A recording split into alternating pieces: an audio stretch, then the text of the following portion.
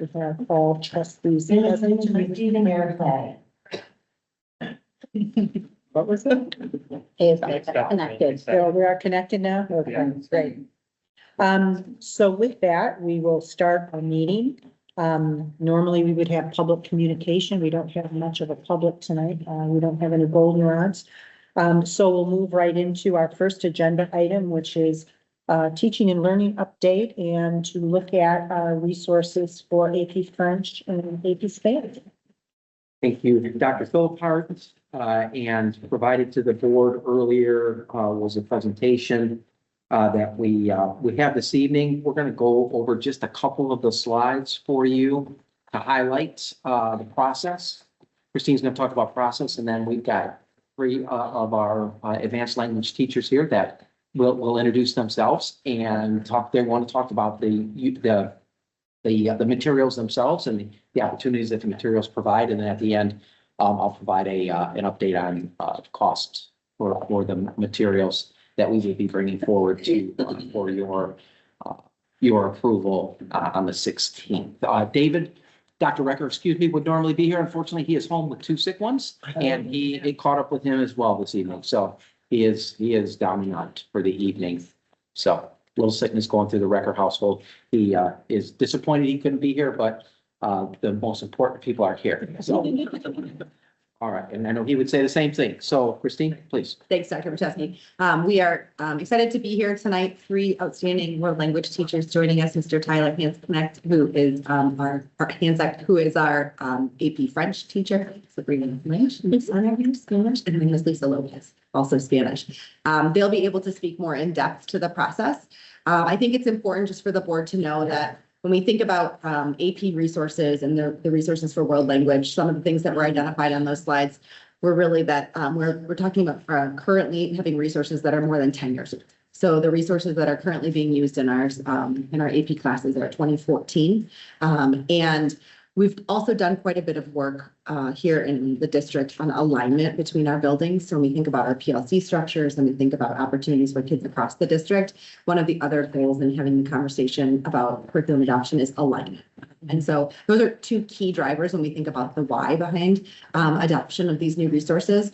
Also, I think it's important to know that the process for this adoption did involve partnership with Oakland schools. So we have a wonderful resource in Jen Howe, who has been not only a part of the conversation with our AP level courses, but also our first through 1 through 4 level courses. So we've had an opportunity to work with her. Specifically, these fine people have had an opportunity to work with her to look at a variety of different resources and evaluate those independently. And so I'm going to turn it over to the three of them to talk more in depthly about the materials themselves. Sure, we can jump right in. So while we were looking at different AP resources, there are a couple major programs that are offered. And when we looked individually, as you can see, we have a couple different programs mentioned, like Wayside, we have CLET, and we also have Vista. Some of us had a background already with Vista, so we knew a lot about the program and the scope and sequence, how closely it was aligned to the AP College Board website. So we were pretty familiar with them going forward. So we really dove into seeing what they could offer us, and especially with their updated resources. So we have highlighted some of the resources for you, as you can see here in a second, and how they kind of work for our students. And so here are some of the features we wanted to kind of talk to you guys about. So one of the things we love about this resource is for AP French and for AP Spanish, they have extremely culturally relevant resources, which is really, really important because it's a major part of the AP test. So here we can see that the AP French students were reading a little blurb about Tahiti. There's also two little other blurbs that talk about, I believe, Madagascar and the Island of Reunion. So they get like a really big world view of how French is spoken throughout the world. Another resource is a little short film that students are able to watch, answer high-level questions on. So it really just like puts them into the shoes of a native French speaker. So they're able to actually watch culturally relevant, amazing short films. One thing that I really like too about the culture is that it's finding actual resources that are from the Spanish speaking or French speaking countries. It's not something that a book creator is making. They're watching news stories from actual news in countries. They're reading short stories and poems from actual different countries. So it's really putting them in the authentic material. One of the features that it has is, part of the AP test, which is called the cultural comparison. And what they have to do is compare the United States with a Spanish or French speaking country. So they give a presentation, and this new, text allows them to practice this. So I'm not sure if you can play the video. This is from one of my students, Maya, and she's practicing speaking. Que quieren abuelos en sus casas, pero hoy en día tienen respeto. O sea, en el tratado, muchos abuelos y ancianos viven en los ancianos, porque es más trabajo para las familias que tienen a sus ancianos y abuelos en casa. Which is great. We don't need much helping. This website has a lot of new technology that our previous books did not have. So, for example, I am going on medical leave on Friday, unfortunately, and I can now assign things to my students to help them practice their presentation. It allows them to do the work. If I'm not there, I can see that they're practicing the Spanish, which is wonderful.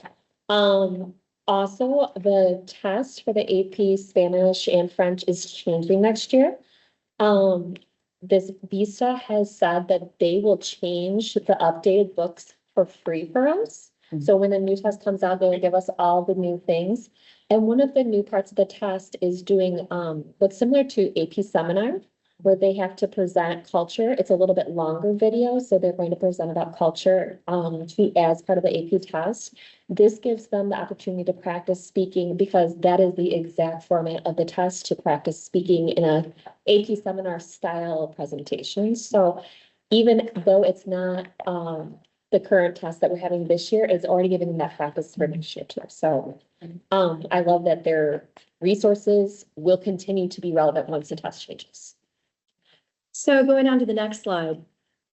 Another wonderful feature is that the platform itself utilizes the interaction that the students will see on the day of the exam. And so if you could press play here, this is an example of one of the activities that is very meaningful, purposeful. This is on slide 14. This is what we call a simulated conversation. And this textbook has activities set up exactly like the tasks the kids will have on exam day. This is a prompt from the text. So the students then can record their voices and interact with the task, the platform, excuse me. They'll have 20 seconds, then you'll hear another beep, another prompt, and then the students will record. We then can go in, we can stop it, we can highlight, we can annotate, and we can help them develop their language skills this way, which is a really great factor and great element that Vistas provides. In addition, if you go to slide 16, our students practice daily in class using interpersonal conversation, two-way conversation. Let's say if we'd like to assign something, and as Sabrina said, if she'll be gone next week, she can still assign an interpersonal activity with the kids conversing. And you'll see once Christine plays the button here, they're speaking side by side, talking, engaging in that meaningful conversation. And then you can see here, they can even do it from home, which is wonderful. This is a great feature. This would have been wonderful during COVID. Yeah. And not only that, but of course they speak in class, but this allows the kids to have that low affect filter. It gains confidence. It prepares them for the exam, and it's fun for them. Yeah. And we find they speak longer when they're recording and doing this, and it's really great to see as a teacher. Can we go back one slide, I believe? Our other AP French teacher, Ashley Layton at Troy High, she posted in here on the presentation a really good activity for students who maybe have a 504 or an IEP, and how the text sort of, not the text, but the resource itself really helps give accommodations to students. And so, in addition, there is a super awesome listening activity, which is called Par étape in French. I'm not quite sure what the name of the Spanish is. Maybe it's by step. And so it breaks down listening resources by step for students. If they're having trouble, if they need a little bit more review time, if they need to have, I don't know, another chance at listening to it, if it needs to be scaffolded differently, it's all featured there for the student. So we think that's a great resource, especially for our students with 504s and IEPs. You want me to play this? She kind of explains it a little bit in the video, but I kind of just gave a Okay, very quick generic overview of it. And just so you know, 50% of the AP exam is a free response section. And so the students do have to offer 2 free responses speaking, which the tasks are not easy. They do need a lot of practice. And we love this because the platform has everything available.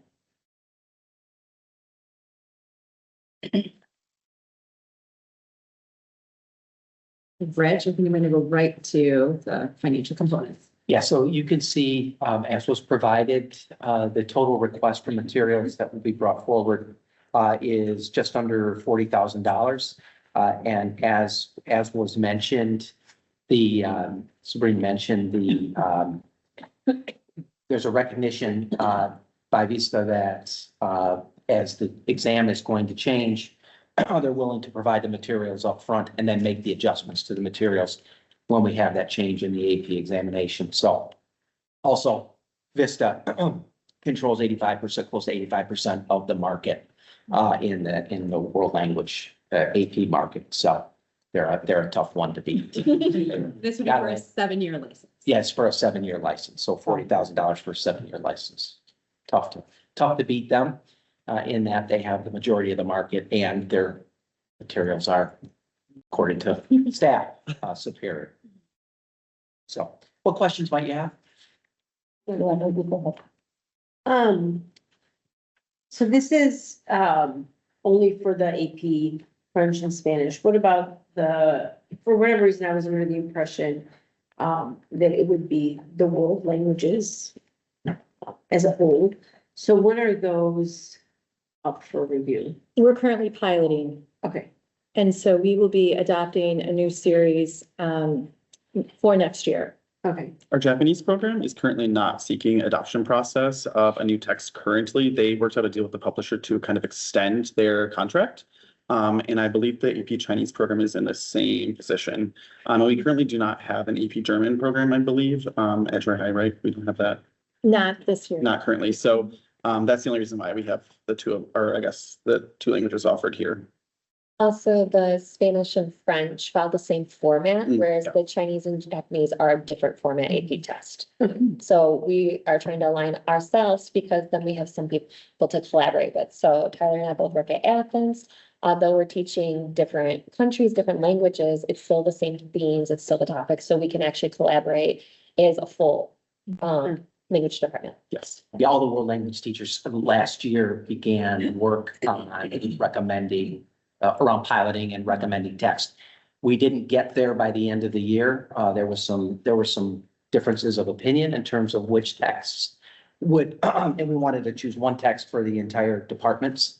And so with that in mind, they decided to give it another year, and continue to Like the work. 1 through and 4 pilot. before. Yes. Yeah. The 3, okay. Yes. It's just that the AP group is ready to go, so we wanted to get that out of the way now, and then we'll be bringing back the levels 1 through 4. So it's not, I mean, I guess this would be the question. So it's not necessarily necessary for the, the 1 through AP to even be the same No. textbook. Okay. And then, I know David had mentioned, that, I did notice in the presentation that there were some, blurbs from students that had tried out the program that you're recommending. David had said that there was a survey that was gonna go out to parents and to students. Was that for the 1 through 4 or was that for the AP? was for Or is AP. it for, okay. Later in the semester, I think, start of semester two, middle of semester two, we will start sending out surveys to families about the 1 through 4 program. Okay, But the one featured in this presentation is just for AP. Overall reviewing the parent surveys, though, the parents did enjoy our book. There was no complaints by any parent. A lot of them really liked the online resources. That was probably the number one thing mentioned, online resources were nice because it really allows them to work at home. As much as a book is nice, it doesn't give you speaking or listening practice. So they were able to review the text. We gave them a link to review the text. And overall, it was a very positive. And just on a personal note, Sabrina and I are both Troy parents with middle schoolers and high schoolers as well in the world language program. And so we understand that most of our students do not have parents who can help them with their subject matter. And so it's vital, vital for the kids to have a resource. You mentioned, one of the reasons for adoption is alignment. So talk about how this will create that for you. It sounded like you meant either alignment through school, like school to school, or alignment from one to In terms of AP alignment, we really have never had a set AP program and resources. Literally, we have been pulling, this is my 29th year in the district, but first year AP. I've taught Spanish for 20 years. And it's been a struggle to find resources that are authentic at level for students. What's nice is that this series allows for that across languages. And so it's a huge plus, which is why the company is very tight on giving any resources away. Some of their writers are AP writers, College Board writers. And so honestly, I feel as though our students would be at a huge disadvantage at this point if we didn't adopt this, because they're the ones who will be looking at exams. And there's, I assume, integrated assessment piece. Integrated assessment, and all of the resources we're looking at now for levels 1 through 4, they have similar themes, they have similar activities, just not at an advanced level. Thanks. It's good to hear you have a place to collaborate and a way Yeah. to It's work been really across. funny, like, being able to collaborate with a Spanish teacher, because in the grand scheme of things, it makes it seem like it would be impossible because we don't speak the same language, but when the texts are so similarly structured, it's been really beneficial for us, which has been nice. Yeah. I have a bunch of questions. The very first one was of course, I'm assuming when you put the very first presentation slide saying that it's been 10 years since we had reviewed the curriculum, I'm assuming it's all of it, not just the AP one, right? So what was surprising to me is that we are adopting the topmost, not the building blocks, not the middle school or the high school Spanish 1, 2, 3, and 4, or French 1, 2, 3, and 4. And why did we decide that? So 1, 2, 3, and 4 are in process right now. So that will come to the board in the spring, this spring. They started that process last year and were not able to come to resolution last year. So the goal is to have a refreshed resource for all of our world languages 1 through AP. But the AP is so specific and so clearly guided through that assessment that it was very, I won't say easier, but easier, I think, for this team to find cohesion around the source that they would like to purchase. So we didn't want to stand in the way of that moving forward so that they could start planning and preparing and using that sooner rather than later. But for that, but do you anticipate when 1 through 4 levels are making their adoptions, do you anticipate, oh, we needed this, we didn't go through this until we got here, so we need to, or make changes appropriately? Can I speak to that? So I'm piloting both Spanish 2 and AP Spanish. I'm doing both at the same time. Those are the 2 levels that I teach. With AP, there's a very limited amount of resources. For French, for example, there was only 2 books to choose from. Yes. With Spanish 1 through 4, we looked at probably 7, 8 series. And whereas we have 3 people to decide, we're looking at more like 20 people's opinions. So it just is a longer process. However, when we looked at resources, this was the only resource that really had test practice. And we really want our kids to have that test practice going into the test, because as authentic as some of the other resources were, it didn't have any test practice. And without that practice, the kids weren't going to succeed. So this was the really obvious choice. So now, as we're going and adopting two, as an AP teacher, I have the lens of, okay, what in this two book is going to help my kids get to AP and where they need to be? So I know the end point. So now I'm kind of almost working backwards to say, okay, well, you know what? This would be a helpful building block. This would. So it's helping evaluate it in a different lens, if that helps. Okay, can I add to that? For the top-down model approach, we've always pretty much used in world language as well. And I'm sure we've probably trained all of us looking at the world language program from that perspective. And it's intentionally at Troy High, we schedule so that our world language teachers, at least in Spanish, have an upper level class and a lower level class for that purpose, so that we can see the entirety of the program and know exactly what our students need, maybe what they're deficient in, so that we can close those gaps. And one question about the cultures part of it. And is that part mostly because of AP that we're doing it, or would 1 through 4 also have the cultures element to it? Have we always had them, or? Our language program is based on it's under the umbrella of culture. Language is part of that. Okay. And that's really what connects our students to the language. It makes it interesting for them. We have national standards that we also need to be aware of, and culture is a big part of that as well. Last question, and this is a very simple question. When my daughter was taking Spanish, and this was 12, 15 years ago, one thing that their teachers, and I had to put up with this, was she would turn on TV with Spanish language as a secondary language, and that's all I watched for months and months, which I didn't understand. Do kids do that still? Yeah. We hope. Okay, because at least her teacher used to make her do it. And now with Netflixes and Amazon Primes, which have all multiple languages, they could watch it in any language they They want. could, and I can't tell you how many parents I've had at open house who've told me they learned English by watching Friends. It's definitely helpful. Thank you. Any other questions? Thanks for doing such a thorough review. Yeah, thank you. Yeah. Working together. We are It's been nice. passionate about our Spanish and French. Yeah. All right, thank you all. Appreciate it. Thank you so much. Thanks for all your work. Of course, thank you. Appreciate it. No, David appreciates it as well. Yes, we appreciate David a lot. Finish your play. All right. So technically, superintendent something, but I think it's Local time. yeah, Matt, you're You're a man. It's Column 2. No accessibility. job shall local time. Clock and timer. Occupy setting. I'm gonna put. One. Accessibility. Accessibility vision. Voice over eyes. That's what I think so. Did you do? Thank you. Matt, how you doing, bud? Good, how are you? Well, I'm well. No more voice. Thank you. Thanks, Dan. All right, Matt, so you're casting? She was gonna call that up. Sorry, wasn't thinking.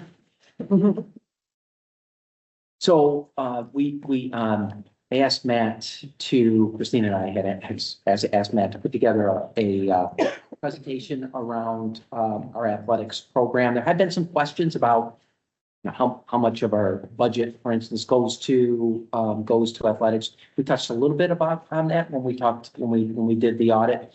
But would be nice to circle back and talk a little bit more around specifics, like the number of sports that we have, the number of students that participate, since we're tracking that number now as part of our dashboard. And the types of sports, what's coming, what's on the horizon with respect to athletics and so forth.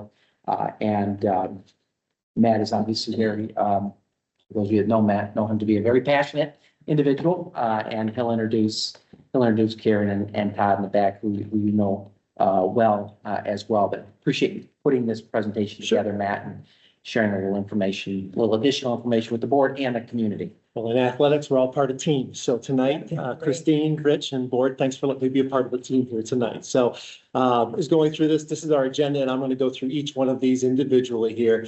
But let me just talk about one of the teams that I get to be a part of.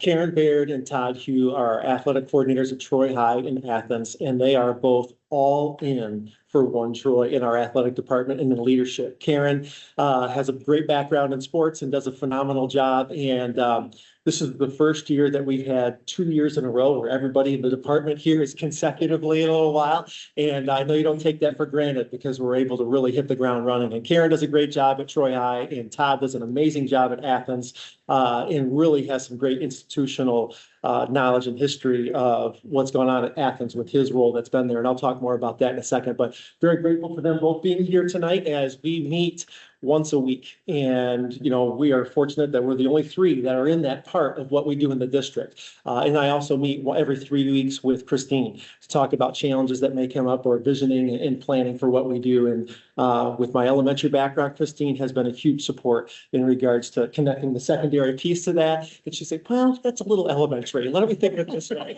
It's just, it goes really well. So I appreciate the coaching. Hey, here's just a quick thing on some fall sports updates. Fall sports are done. We are in winter sports, and I mean, we are rolling this week. We have 4 nights at each high school of not if there is an event, it's how many events are going on. But taking a look back at the fall, we had a great athletics fall here in Troy. Troy High, let's start off with a state championship, boys varsity tennis, and they'll be joining us next Tuesday night here at the board meeting. Athens boys high school varsity soccer made it to the state semifinals, the final 4. Troy United boys varsity water polo team. You want to talk about defining student athlete. Every single member of our water polo team, which is a united team, is made academic all-state. And you just take a look at that. In the 2 years I've been here, that's not happened yet. And asking back of previous athletic directors, wasn't sure if that's ever happened that they can recall. Troy High athletic coordinator Todd Hugh, 2 weekends ago, was inducted into the Michigan High School Sports Hall of Fame for his contributions to coaching soccer, both at Rochester High School and at Troy High School with multiple state championships. So congratulations, Todd. And then getting into Athens and Troy, in soccer, Oakland County is king in soccer, and they all play each other in districts. Well, this year, Troy and Athens were able to get in 2 separate districts, and they won their district, and then they faced off in regionals. So the great part is, with the design of where things landed in the tournament, they were able to meet in regionals, not in districts, and 2 of our teams were able to get further, and Athens made 1 step farther, but both schools did an amazing job this fall. And then one of my favorite things this fall is that we piloted our girls flag football league. It was awesome. We had 48 girls come out at Athens for it in an inaugural year, and we had 40 at Troy High. We are definitely going to have to get more jerseys for next year as we go through this, but it was completely funded by the NFL and by the Detroit Lions and Nike. Nike gave us free uniforms, both schools, and the NFL provided all the equipment. So it was great. Exciting. Questions here or should I wait? You know what? I'm good either way, but I'm happy to present and handle things at the end. Let's save to the end. So as we're going through it, 1 year from right now, next year, we will be done with all parts of the sports bond complex at all sites. And to take a look at where that, it's really exciting. I mean, we've had the pardon our dust signs up a lot and as we work through that, but that kind of segues to the next slide here. And I won't go through each one of these, but these are all projects that were done in the bond, and so grateful for these additions. What's coming here at Troy High this summer is the final piece that's done there at Troy High is they'll be getting the new track. And what we've done throughout the time of the bond here in the early 3 years is that what happens at one school, we do something at the other, and then it flip-flops back and forth so that we can get them done with contractors, but it works well. And then at Athens this summer, they will be getting a new gymnasium floor, bleachers, and then just wrapping up those baseball and softball fields that are there, which look amazing. And both athletic coordinators have been part of designing our fields at both sites, and parents, the feedback specifically on all of the new artificial turf surfaces, they're as good as any place in the country. And I will say right now with the school district here in Troy, you walk through these and you feel like you're on a college campus. It is really, really cool. So thank you for your support in that regard.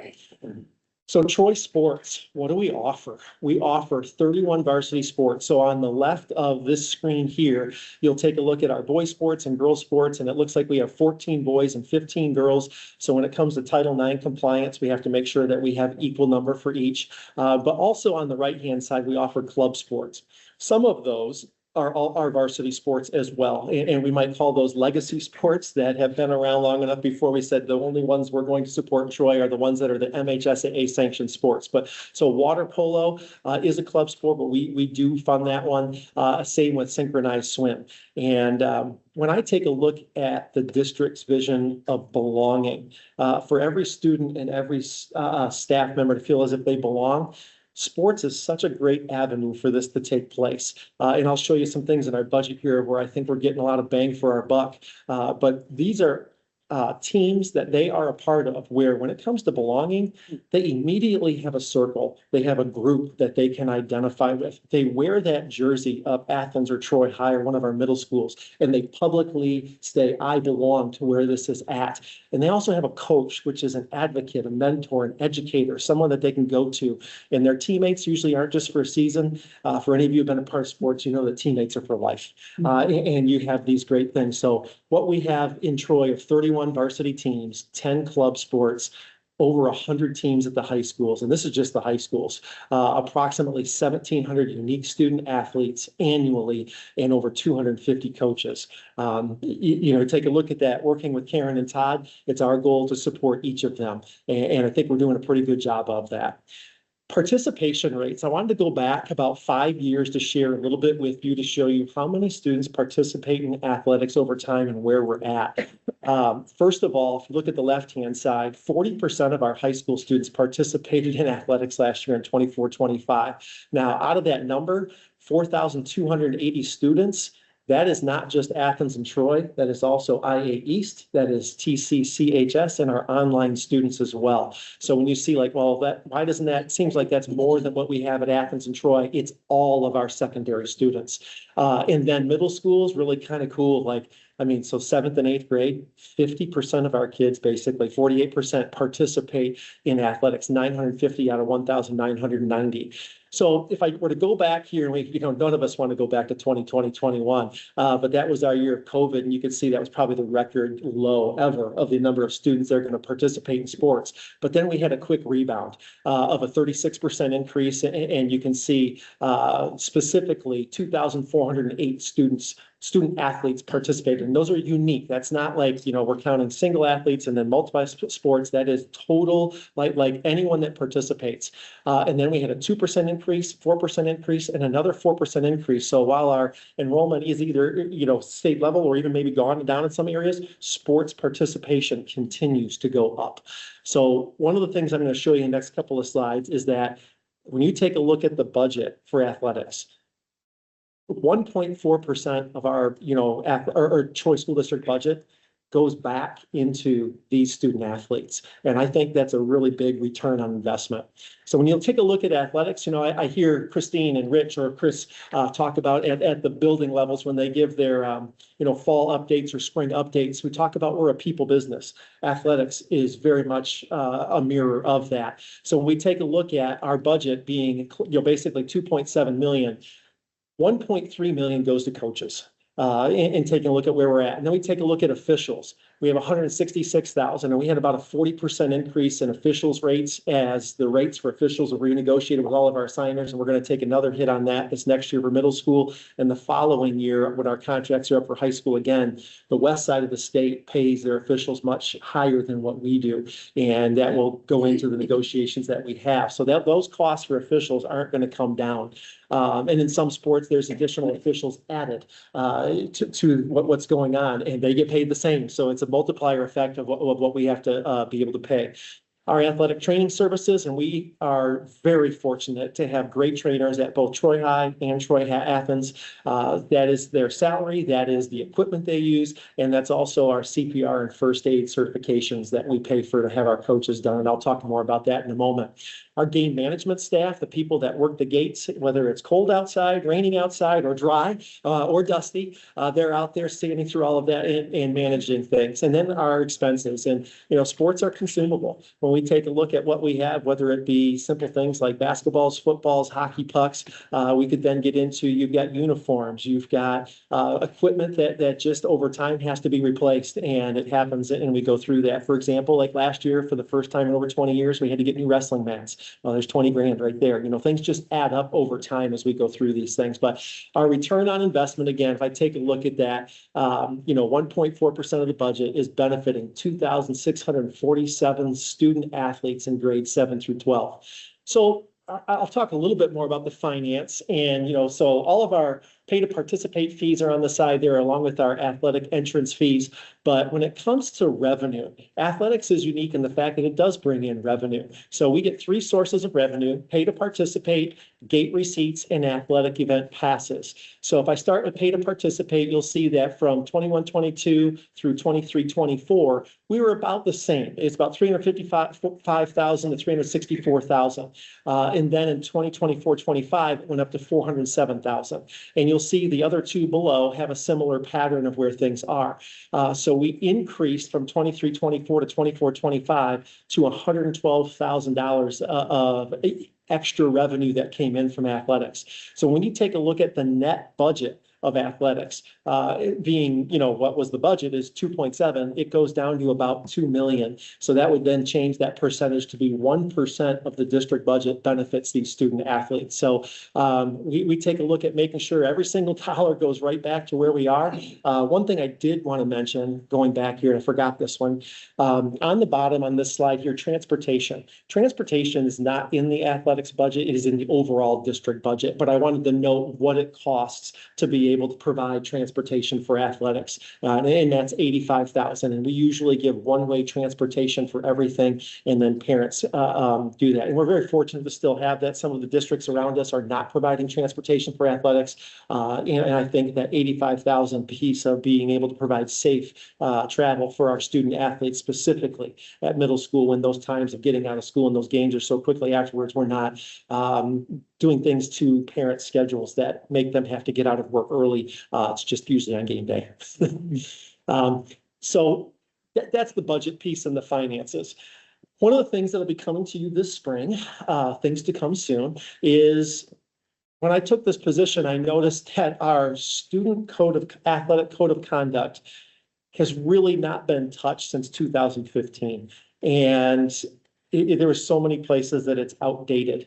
And so we were taking a look at going through and revising. And this is another thing that, working with Todd and Karen, and then other stakeholders throughout the district, we're taking a look at doing a full review of this. And we've got a lot of it done. But we haven't had it looked at. And when I say it was revised in 2015, speaking with our former athletic director, my predecessor, it was lightly touched. So it's really been 21 years since it's had a good review. So we're getting input from Director of Athletics, our athletic coordinators, principals, coaches, parents, student athletes. Christine has looked over this, and it will be coming to you this spring for your approval. But things that aren't in there that need to be included, like we need to have it updated with the MHSAA handbook. And there were so many areas that it's not that we were out of compliance, it just hasn't been updated. And that's really the major piece of what we have to do, is to align with the MHSAA. And then our coach, player, and parent expectations. Amina, we met last year and talked about some of those things of what's the expectation at middle school. And I'm going to show that on our next slide here. And then our CAT pack that was developed to be able to say, if there's an issue, what does that look like and where that's at? That's not in the athletic handbook. We'll put that in. And then final forms is something that we've had for about 7 or 8 years now, and to make sure that that's a part of where that's at. So it's communicated how it's used, what it's used for, and to be able to explain that. So that'll be coming.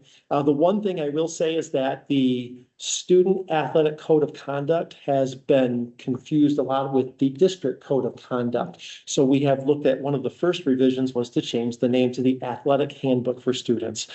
So just so that there's not confusion, and that is also a pattern of when we have looked at other code of conducts or athletic handbooks, we pulled them from all over the state to take a look at this, to compare where we're at. That is a trend of what they're changing the names to, just so that there's not the confusion. But that'll be coming to you this spring. This is what I talked about in regards to expectations. So Amina, when we talked a little bit in regards to, feedback from the community of, what are the expectations by grade level or by level of sport? We take a look at middle school, freshman, JV and varsity, what is that philosophy? Well, we start off at middle school where that philosophy is really about skill development, fundamentals. It's about teamwork, but it's really about, when we hire someone and I interview someone for a middle school position, it's what is your goal to be able to accomplish? And what you're looking for is to grow their love of the game. You want them to come back next year. That's what our philosophy is at middle school, and to get as many kids participating as possible.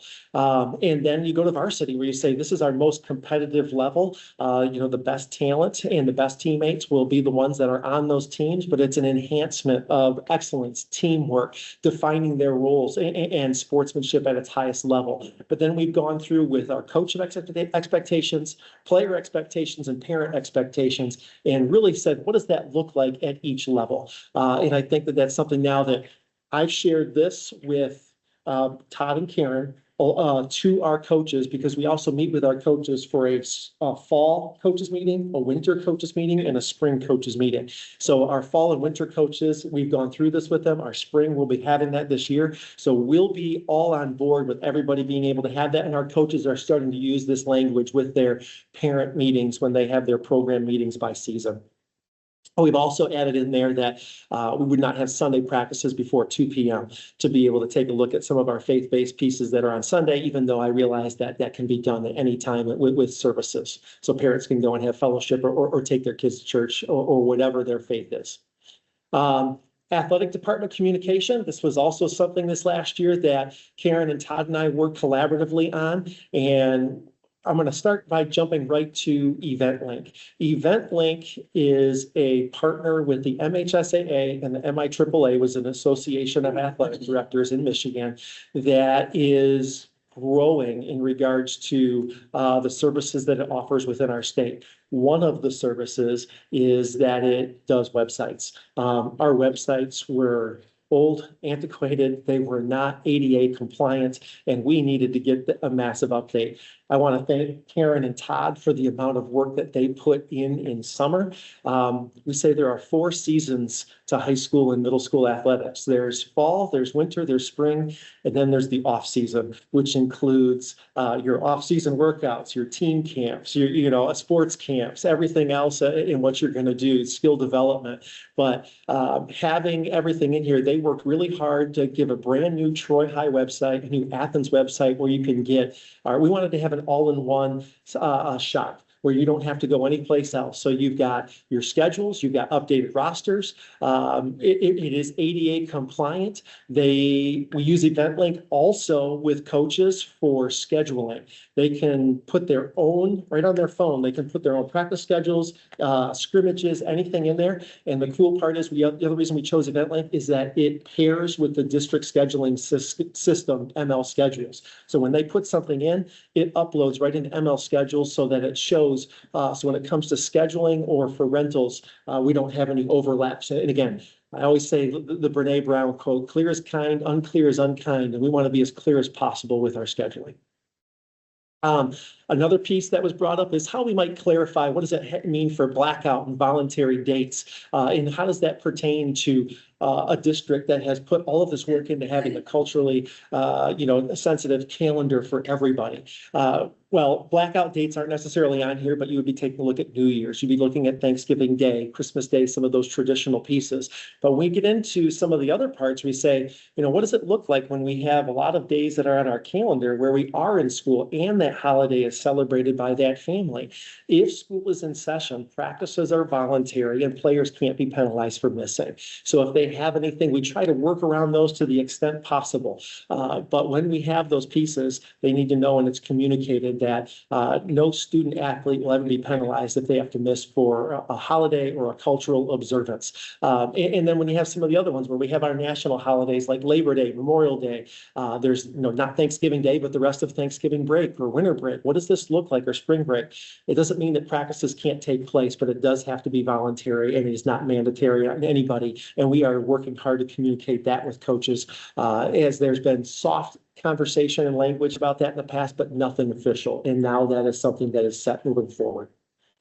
Another piece that changed at the state or at the MHSAA level in 2024-25, there was a mandate to make sure that every head coach is CPR and first aid certified. That has been in challenge as a lot of districts in the state, sometimes with less means, have a hard time funding that. Our district, we have put that as a priority. Every head coach at middle school and at high school, whether it's freshman, JV, varsity, 7th, 8th grade, is CPR and first aid certified. We also offer this to all of our assistants, even if they are voluntary. We will pay for that. It costs less than $100 to get a coach CPR and first aid certified. They take an online CPR course, and then they take an in-person skills test. So it's a hybrid version of this, and they do that with our athletic trainer at Athens, who does a great job with that. But with this one, we are paying this for everybody, and that was that part in the budget that goes along with our athletic trainers. With that, the importance of that is, to me, in sports, you're not good unless you practice. So with that, we have started a new process last year, and that is I have asked every coach at every level to run 2 EAP drills throughout their season, just like we run tornado drills, or we run a shelter-in-place drill, or we run a fire drill or a crisis drill. We have to practice an EAP drill. So with that, I ask coaches, and we do our training with them. They get their certification, but they have watched what it looks like to see somebody in a volleyball court in real time go down, and what it was like to have the appropriate response. We want them to visually see it, we talk about it, and not that they have to go through it at that level. But the main things about those drills are they need to know where the AED is, not just the coach, because if the coach goes down, the players have to know. The coach doesn't run the drill on their own. Karen and Todd will participate in those, but our trainers are there to really go through who we bring in through Corewell Health, and they are there to assist in those drills where if we had an incident, and we did have an incident last year at Troy High, and while it wasn't athletics, I can tell you, our varsity basketball coach was on site. He ran to get the AED. Our athletic trainer was there. He came in and was rotating with the former athletic director and current assistant principal at Troy High, giving compressions and going through an offer and administering CPR. We need to be there to be able to handle this. Our team responded quickly, promptly, and gave that young man his best chance. With that being said, we're going to do this because we need to practice. It's the norm. If you do 2 in every sport you're in 7th grade, 8th grade, freshman, JV, varsity, you realize what we have to do, how we have to get it. I've also purchased within our budget AEDs, so that every high school has 4 additional outside AEDs. 2 of them go to the golf courses. The JV and the varsity golf coach each have one on their cart, and it's mandated that they have to have them. We also have them for our cross-country coaches in the fall as they take them and where they're at. And those are our 2 biggest concerns, right? Because they're out away from things compared to being in a gym where we would all be able to get there. But we plan these things, we talk about these things so that everybody is prepared for them. We've also purchased additional AEDs for our middle schools, so they have that to be able to have for all of their outside sports and taking safety seriously. The last thing that I wanted to talk about was when I came into this position in the interview process that was right in this room 2 years ago, is that I really wanted to take a look at what can we do to bring a level of learning to our community. And I also want to talk about Todd and Karen on this one. And we talk about what do our student athletes need? What do our coaches need? What does our community need? So 2 of those things we've addressed this year at our fall sports parent meeting, and then also at our winter sports parents meeting. So the first gentleman here in the center is Jeremy McCall. He is a sports therapist, and they talk about a lot of student athletes might get anxiety with performance, and you do great in practice, you do great in a summer league or in a scrimmage, but then all of a sudden you get out there, you're wearing the jersey and there's student sections and all your parents are there to be able to watch things. And you can have a little bit of stress, or it's a stressful situation. So bringing in like, what kind of signs should a parent look for? What is that like? Giving them that resource. This is, and when I communicate this, this is not the only resource, it's a resource. And then the second one that we brought in for the winter parents meeting was right here in Troy also. Sean Connolly, who works with Team Rehab. We have 3 team rehab facilities right here in our community. He works at Troy 3. And he is also a professor of nutrition at Wayne State and does all kinds of things as being a health coach. But he came in and presented on nutrition and shared a lot of things in regards to what's the dangers of vaping and specific to sports. What is the danger in regards to energy drinks? And that there's really not one that he'll endorse other than black coffee and going through that. But he had a lot of things that he put in common language for parents, for the student athletes that were there. And we'll continue to put resources in front of our community so that we can help educate them to give the best opportunity for our student athletes to be competitive, safe, and feel as if they belong in our district. With that, that is what I had to share with you a little bit about athletics. That's just a drop in the bucket of everything that takes place. But again, I want to thank Christine for her support doing this job, Rich and the board. I think we've got a really good system. The life of an athletic director is not easy. And I want to talk specifically about Karen and Todd and their commitment. There are 754 member schools in the MHSAA. And over the last 4 years, 527 of the ADs have either resigned or retired.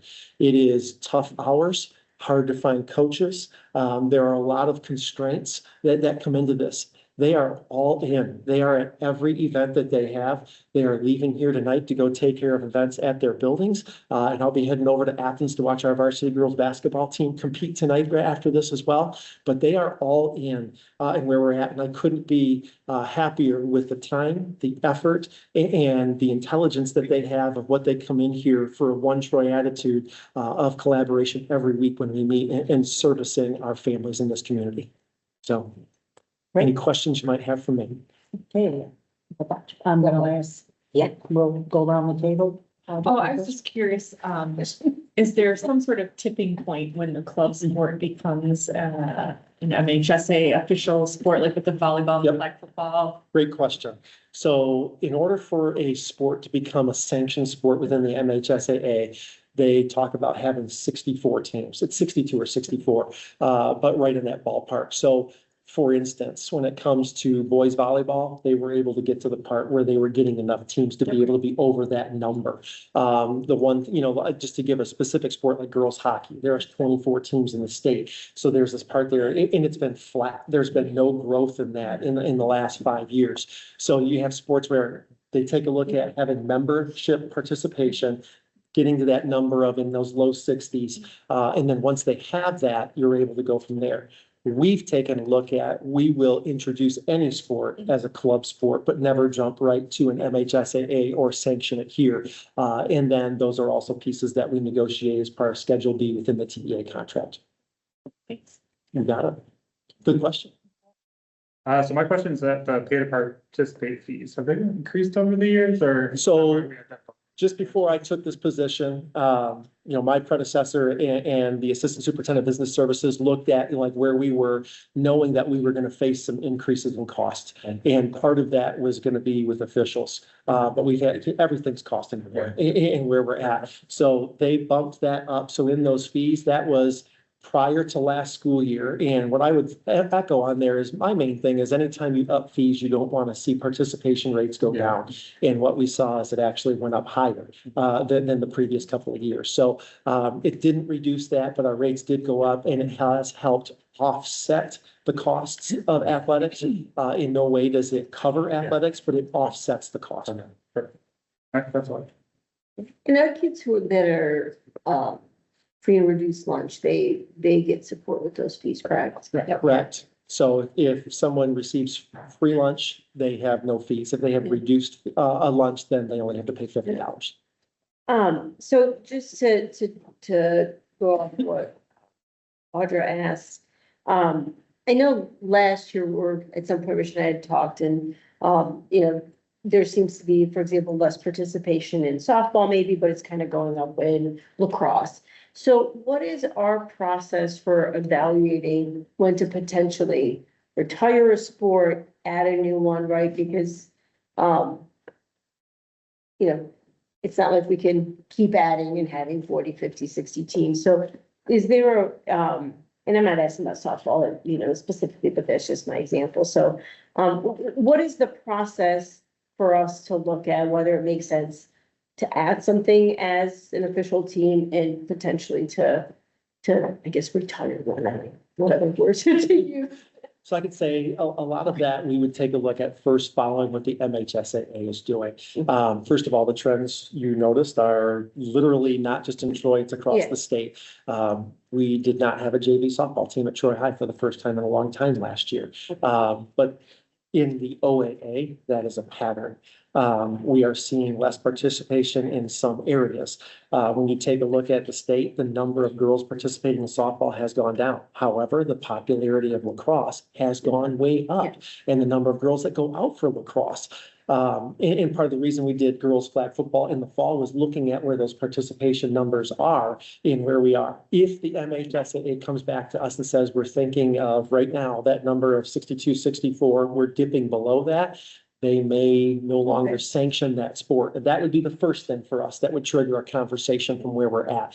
The second would be participation. And Christine and I talked about that at those meetings that we have in regards to, hey, this is where our participation numbers are in some of our sports. And do we want to take a look at where we're going with to continue this? So I would say it starts with the MHSAA. We have conversation. We haven't had to necessarily get to that part yet, but we are having conversations of a few of our sports. Random side note, this might be a Kendra question too. I went to the winter parent sports meeting, which was really helpful because I was still going to the old website. So, is it possible to take down the old athletic websites? Because, or whoever can answer it, but So in going through that, and Kendra, you're welcome to answer this one, but I'm just jumping in because we literally just talked about this last week. If I don't know which one I'm supposed to go to. On our websites, the only link that we have is to the new ones. However, if you Google I know, I still. Troy High Athletics, the old domain is still out there and it's attached to our GoFan account that we use for ticketing. With that, they took that on because they bought out the old program VNN.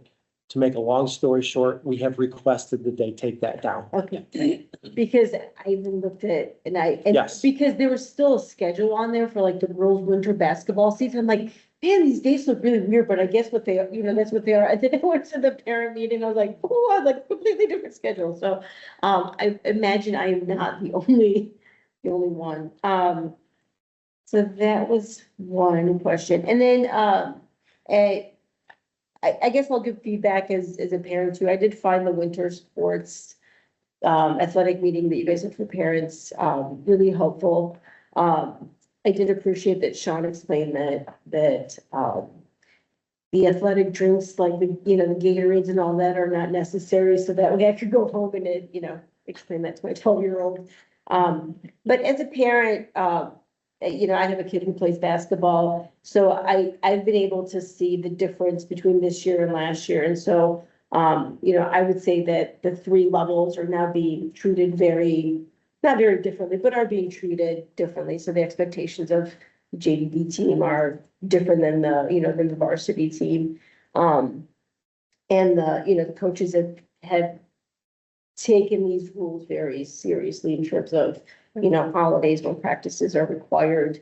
So that is, I've seen it implemented. Thank you for that feedback. Yeah. Okay, cool. I have a few questions. First one is more a comment.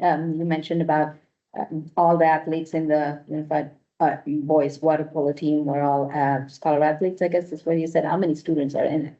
I believe there were 14. It's about that amount. All right, and flag football, how many, you said it's completely funded by NFL, I'm assuming. So the equipment was. Oh. Yeah.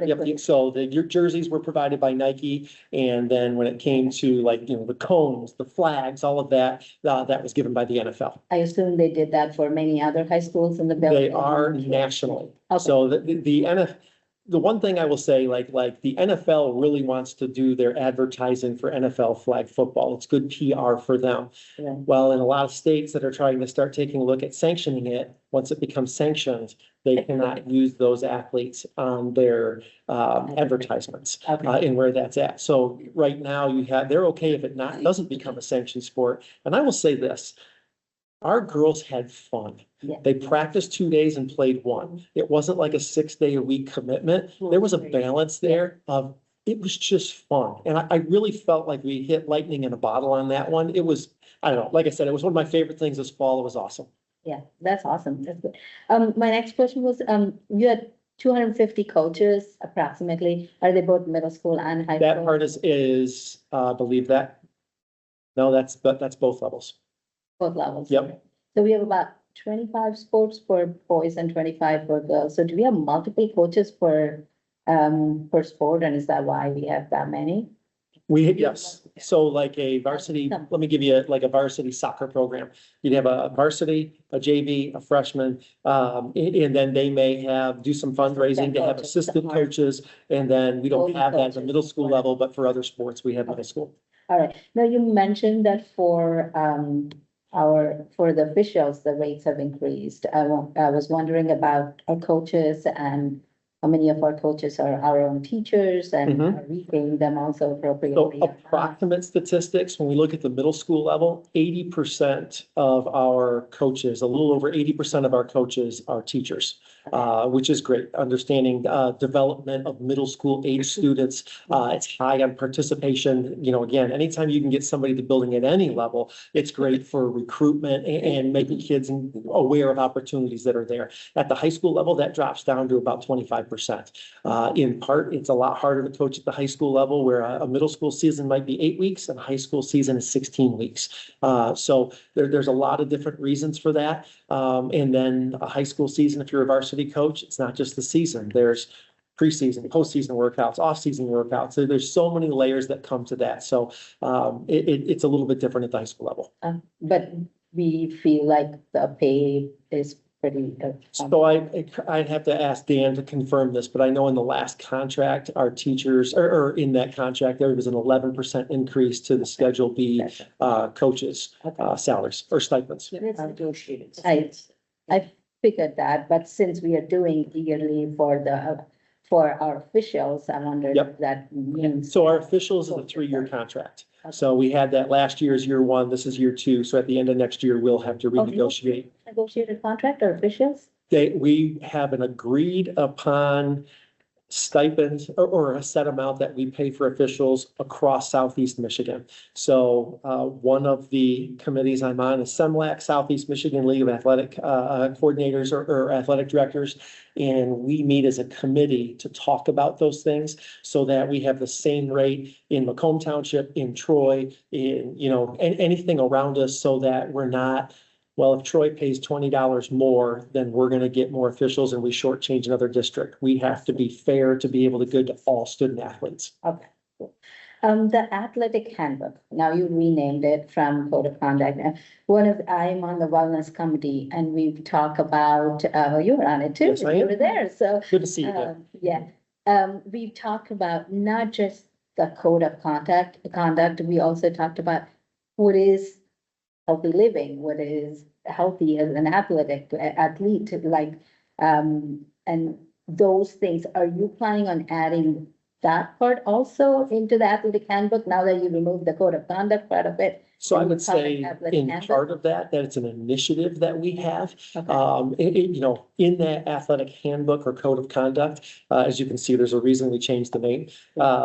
There's parts that talk about healthy living and the expectations of an athlete. At the same token, the main part with that committee is the initiative of educating our community, bringing in the nutritionists, those types of resources to be able to build up the knowledge base that benefits our student athletes. Okay, 2 last questions. One is the holidays. You said no practices or not holidays, observed days. Do we have games on those days? Because other schools may not observe those. So as we go through that, we try to move all of those that we can. And as we have that, like, we've had some holidays that have fallen on Friday, not this year, but the previous year in the fall football season, we moved that game to a Thursday. So in most situations that I'm aware of, we try to make those arrangements and make those moves. And if it was something that was pre-scheduled, the following year, we're trying to schedule it so it's not at those times. I'll tell you from my kids' experience, even though it is optional and you're not Sure. penalized, kids are pressurized. I mean, they're like, Yes. oh, I'm not gonna miss this. No matter if it's a Diwali or an Eid, I'm going to go to practice. I am going to go to do this, doesn't matter. So indirectly, they're already pressurized, is what I'm saying. They are, and we're fighting tradition, we're fighting time, and it's that piece of if we can I've always said, if we get it right with adults, we have a better chance to get it right with kids. So let's start with leadership, let's start with coaches, and then let's let that trickle down and get it right with parents. Get it right with adults, we have a better chance to get it right with kids. Last thing, broadcasting. Do we still do the broadcasting of games? Like we used to have those cameras in high school We gym. do. So we have the Pixelots that are through the NFHS network, and those broadcast any game that is on our stadium fields at both high schools and in our main gymnasiums at Troy High and Athens. And do we have any say in the pricing of those? Because they were. So that is done by a expensive at that national time, quite a network, bit. and I'd have to look at that. I don't remember. I don't know if it's $75 for a license to be able to get that, but it could be more than that. I don't remember. So It's very exorbitant for people to even Yeah. watch it. No. We don't have any control over it. Okay, I'm gonna move to. Okay, all right, great. Yeah, That was a lot. Sorry. No, that's okay. So the girls flag football, is that gonna be like an official thing then? Hopefully. So When- right now, I think that there aren't enough teams to be sanctioned yet. It is growing. What I mean is like, are we gonna offer that again in the? Oh, in the fall, yes. We are. So I can tell you last week at the OAA meeting, Karen and Todd and I are there. We go to that once a month. That is, we talked about it and we had 6 teams this year, all 6 teams returning. We're already up to 10 for next fall, and it will likely grow within the OAA. Our goal is to show that it can be done in the fall. Just look, if we put this in the spring, if we pull 2 girls from each softball team, or we pull 2 girls from a soccer team, we're not gonna have a JV A team or B team in soccer. We won't have a JV softball team. It dilutes, and you look at the girls that are out there in the sports that they play in the spring. They would have to play 2 sports at once, of which we are open to. At the same token, that's a lot of work on a student athlete's body, and it's time away from their studies when we're talking about student athletes. For that flag football, did you? I know like Aaliyah tried out for it. She was so excited, first of all, because she stopped playing flag in. I think 5th grade, because after 5th grade, moves to middle school or whatever, she missed it so much, so she loved it. Were there like cuts just because it's new, right? Was it just like based on the availability of the kids, like how many could make each game kind of thing? Because I know she told me something like 60 kids went out for. So we only kept 25 per team because that's how many uniforms we had. And from the standpoint of when you take a look at, it's not like the boys football were 11 girls around or guys around the field at the same time. You're talking about 7 being on the field. Right. Getting all of them in because it's club. You want every single one of them that's going to pay a fee to be able to participate. In year 1, we said, let's do that. We also, as we were going through that, the message was, you're not cut. We want you to go out for powder puff. We want you to enjoy that. We want you to know that we're going to take a look at expanding this in the future. So we started with a number that would allow our coaches also an inaugural time, a first time doing that, to be able to get our feet wet and get started. I just have to say, Aaliyah loved it. That was like she wanted to practice every day, to be honest with you. So if you guys want to move to every day, Always leave a hungry tiger want more. And just out of curiosity, what are our athletic trainers' credentials? Like, what are they? Like, So we hired them through Corewell Health. And so like right now, one of the things we do have is our trainer at Troy High, Mike Sign, has taken a position at in Grosse Pointe where his kids are going to go to school. So he's cutting off an hour drive each way and getting more family time. And he's a stud, right? So, but we're losing a great one, but that posting has gone out in that, they have whatever that licensing is. They have to have that to be an athletic trainer. And then they also have the services that Corewell Health provides as they have ongoing training. Stephanie? First, I want to say thank you. This is super refreshing to see sports and data together. It's really in a way that, makes sense to me. Sports has a little bit of It data does to have a bit of it. data, not this one. So appreciate it. You're It welcome. certainly demonstrates our district's commitment to belonging and your commitment and your team's commitment to belonging, both as a group and for our students. So much appreciated. Thank you. One quick question, because you've been on the hot seat a long time. I was curious about, as I remember it back in a few years ago when I had kids in sports, the varsity requirements seemed different sport to sport. They're like, you have to do this to get your letter in this sport and then this. Is that going to be addressed in the new handbook, or how's that work? Great point. So as we go through that, traditionally, that's been something that's been defined by each of the coaches. We are having conversation to get that more consistent. Bottom line is, we believe that if a student participates on a team for a season, regardless of anything else, they should be getting a letter. The big question we always get is, well, if it's a district sport or a club sport, which one do you get the letter in? And we're making sure that we're very clear on each of those. Gotcha. So good question. Thanks for all of it tonight. Absolutely. So my last question is this, are we, allowing students and parents to provide feedback to coaches? What's the, feedback process? And then how is that feedback used, developmentally as opposed to? Great question. So there was a system in place by my predecessor with surveys that would go out to parents and to student athletes. We have used that exact same survey. It had taken a little bit of a break in COVID because basically it was, hey, let's try to make sure we can manage sports. We brought that back. We've created a 3-year rotational cycle because I don't believe we should evaluate one sport every single year. But again, if you're in a program for 4 years, you'll have the chance to do that twice. So as they go through that, it's every 3 years. And the coaches that go through that, like this fall, we did boys soccer for both high schools. After having great seasons, again, you get a lot of great feedback, but we use that. Karen, Todd, and I sit down with every varsity coach at the end of their season. So I'm the administrator and I'm the one that's in charge of their evaluations. We work collaboratively on that, but they do get an evaluation. And with that, we give them that feedback ahead of time from the survey results. There's a Likert scale with about 10 areas that go through. Are you satisfied with the coach and his relationships with players? Are you satisfied with their knowledge of the sport? What's the equipment that the district offers? Those things are put in there. We give that feedback to the coach. They also have 2 open-ended questions at the end. What are some strengths that you saw in the program and what are some areas of improvement? The survey process is not meant to get rid of a coach or to fire a coach. It's meant to improve a program and improve all coaches in the program as we all want to get better. So that is what our survey process is. It's consistent with what we've used before. And our coaches know what year that they're up on as they go through that. So they know ahead of time of where that's at, and parents do as well. So, and we've communicated those out at our meetings also. And do we get pretty good participation? And is it students? Some sports, we get really good participation. It's others, it's almost like they take it for granted that they have such great coaches and we don't get a lot of feedback, but it's specific, sport specific when we get that. So Is it students and parents?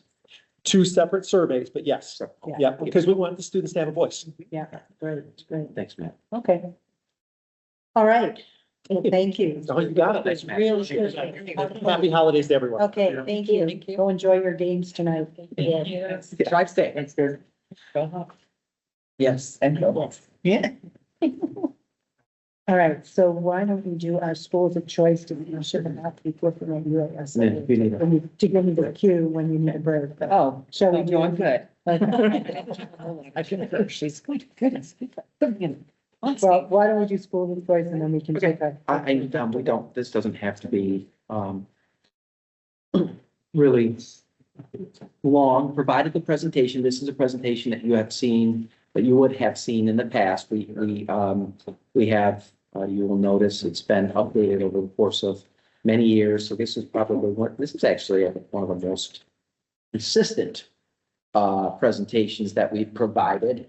I'll just jump to based upon, for 26-27, based upon projections from last year. So we have not gotten projections yet for this school year. You'll see updated projections in February. Dan and I met with Plant Moran Cressa. They understand what we want in terms of projections. So they have October count. They will wait for the February count, the unaudited February count. They'll blend those and they'll give us our unaudited number, but it'll be pretty close. So you can see for 26-27, we're anticipating the most likely 766 kindergartners, 739 first graders. As I've said, we've updated this chart for the last, since before I became superintendent. I think we were providing this particular breakdown. So you can see exactly what we offered and then how many students we actually took on a given year, both in kindergarten and first grade. And that's in your presentation. How many students that are currently enrolled as schools of choice per grade level? I mean, excuse me, we do both by school and at grade band. As I looked at this, I thought, it might be more helpful to actually see that as a percentage of the building. That is provided as a percentage of the building in a chart that I think two or so more slides. So you'll see what it is as a percentage of the building. And then now by grade band. So obviously you can see when we've talked about aging out of our schools of choice, the largest percentage of our schools of choice numbers are aging out. Those are at the 9th grade level. So they've made it to the high school, which is another reason why we've seen those high school numbers remain higher. Middle school numbers over the course of the last couple of years, and then the high school numbers have remained fairly consistent. But haven't seen the same level of decrease that we've seen at some of those elementary levels. You can see the percentage of schools of choice, as I mentioned, to the left by elementary building. You can see the percentage of schools of choice. So it breaks it down. Hill is the largest, of course, and then followed by Was at 6.35. But none of those percentages are alarmingly high, excuse me. What we did not provide is the percentage by building at the high school level. So I think we'll update this presentation to include that. Okay, just so for your reference. It's percent change. CHG. Yeah, percent change over time. Yeah, so it's from year to year. How much did it change? Did it go up or down? For how many years? From year over year. Just like 1 year? Yeah, 1 year. Okay, Yeah, gotcha. yeah, year over year. Thanks, Steph. Appreciate that clarification. And then, again, you can see, our enrollment history. One thing that, no, I'll get to that at the end, but that is provided for you. We are, the recommendation, this is the recommendation, so we have, there's a 105, which is within county. There's 105C, which is contiguous counties, which would be Wayne and Macomb. We're recommending a very small number of 105C. In the resolution would be a very small recommendation for 105C. Those will be for only current sibling of schools of choice families. So if there's a sibling currently, if there is a school of choice family that is 105C currently in the district, we offer the opportunity for that sibling to attend. So that number, you see it looks odd, Y4, Y1 in first grade and Y1 in middle school. That's because we do a survey. So the enrollment department puts out a survey to all current schools of choice families and that asks, do you have a sibling that will attend if given the opportunity? So this is specific to the ones we know wish to attend. And then the 105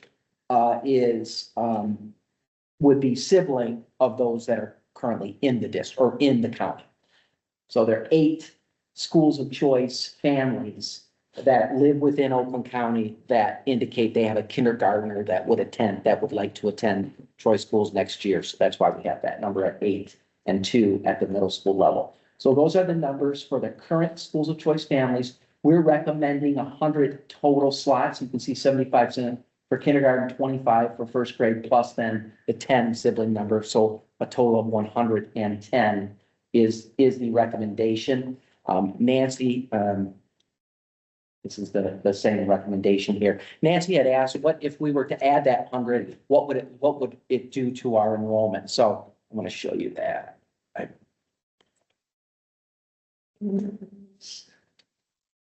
So you can see what we did is so we just took 100. So if we were to add based upon what our projected enrollment now, this is projections going off of last year's numbers. Because we don't have the overall, we don't have the new projections. So we just took last year's numbers from Plant Moran, projecting them out, what they projected out, and then added 100. If we were to add 100 students in the 26-27 school year, you can see what that does to that number. And then this is just if we were to add 100 and every year thereafter, you could see what it does begins to level that. Why not? Not suggesting that's what we would be asking for. Obviously, we would hope that the in-district numbers would buoy those, right? Would grow.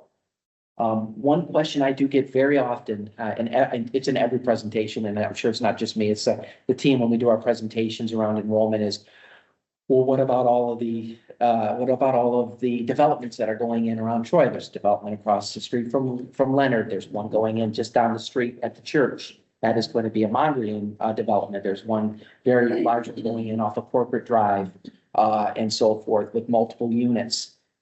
So we have asked, Dan and I asked, for Plant Moran to make sure that when they provide our updated numbers, that those are factored in. So when we see those numbers in February, we will see what any development that is currently permitted will be factored in. But you'll recall when Paul Wills has done his presentation for us, for any new development, the percentage of student that we get out of that development is still rather small. And if you look at just the development going in down the street at the church, the Mondrian development, that's, those will more than likely be $700,000-800,000+ homes. So that's not where we're seeing the younger families coming from. Maybe those are families, more mature families that are moving in with middle school students or high school students, which would be great. Especially if they're moving from a smaller home, which might be a nice opportunity for a younger family to move in. But so that's our recommendation for next year, and only for next year at this point. We'll take this a year at a time. Chris has looked at these numbers, and she's looked at our class, our sizes at the elementary, and is comfortable that we can sustain that number. Couple of questions. Sure. Oh, go ahead. I can't recall how this has come into play with our recommendations, or maybe we haven't talked about that yet. I was just curious, because like Hill and Wass at 10% and 6% feed into Larson, but I think we were trying to get kids into feeder pathways to Smith. So is that going to impact where these schools of choice kids would go? Yes, so Martell, Leonard, those two in particular, where there are availability. The pathway would be Smith, Leonard, Martell, Smith, and then to Athens. So we'd see those percentages start to shift We should. over time? Okay. Yes, we should see those percentages shift. We have already made the shift. Principals at the elementaries, for the Somerset students, for instance, have already made the process, I should say, of making communications with being in communication with those families, letting them know that that pathway for them, if they don't already have a sibling at Poland, that their pathway will be shifting. So we should already begin to see those numbers shift into next year. And that's the real beauty of, how we manage schools of choice over the years, is it becomes really a leveler. So you can move those kids because they're not gonna have transportation anyway. You can move those kids to help level out. So Rich, I have a couple of questions. One was, maybe explain to me and maybe others, what's the difference between 105 and 105C? Sure. And why we should only pick 105? Why not open it to 105? Why are you only recommending 105 and not 105? Well, there's a couple of reasons for that. 105 particularly because we can target by having more slots available with 105, we can target those communities that are Troy communities that are not assigned to the Troy School District. Okay. So that provides us an opportunity to offer more. It provides more opportunity for those families to take advantage if they wish to. So that would be Avondale and Warren. Okay. Those that live in Troy. So we'd like to give them that opportunity because we do hear from those families regularly that they would like to have that opportunity if given to come to Troy. And the other is special education. If a family has a special education student and they wish to come, if it's a 105C scenario, the funding, so we get PA $18 from Oakland County. Those are for students that live in Oakland County that flow through the ISD back to us, a reimbursement for special education students. If a student is out of county, and in Macomb, for instance, those monies will not flow to us. They would have to be a cooperative agreement that would be written in order to do that, and that's a difficult thing to do. So it makes it easier, cleaner for us to target those families that are already in Oakland County. So my other question is, help me understand. So last year, we opened up 52 slots for kindergarten, for example, but only filled in 37. Yeah, so part of what happened last year was we got a late start. And if you recall, we made the approval, I think around March or April-ish timeframe? So we were late to the game, if you will, and for many schools, many families are making that choice much earlier. In fact, in many cases, they're making it right in that January timeframe, which is why we're bringing the recommendation in December so that Kendra and her team can get ahead of the advertising while other districts are doing their schools of choice advertising. So we were just late last year to the game because we didn't make that decision until later. And many families had already made their decisions. I also heard that, because we opened up, let's say only Martell and maybe another school, and these parents who are in Warren Con district are in Avondale for that matter, are quite far from the schools that we are opening up, and that's why they did not choose to come in. Do you fear that kind of thing can happen, especially because you're targeting those districts, but the schools we are picking really are not convenient for them? Yeah, that did happen. You're absolutely right. We talked about one family in particular. It's really a matter of fairness. So for instance, if we have schools in the district that are closed to open enrollment, so Schroeder, for instance, is closed to open enrollment in the school district. So as a family cannot open enroll that is in the Martell area to Schroeder, that is closed to open enrollment. To have a schools of choice family be able to go to Schroeder, for instance, when in-district families don't have that opportunity to make that decision if they're located in that attendance area. We just didn't think it would be fair.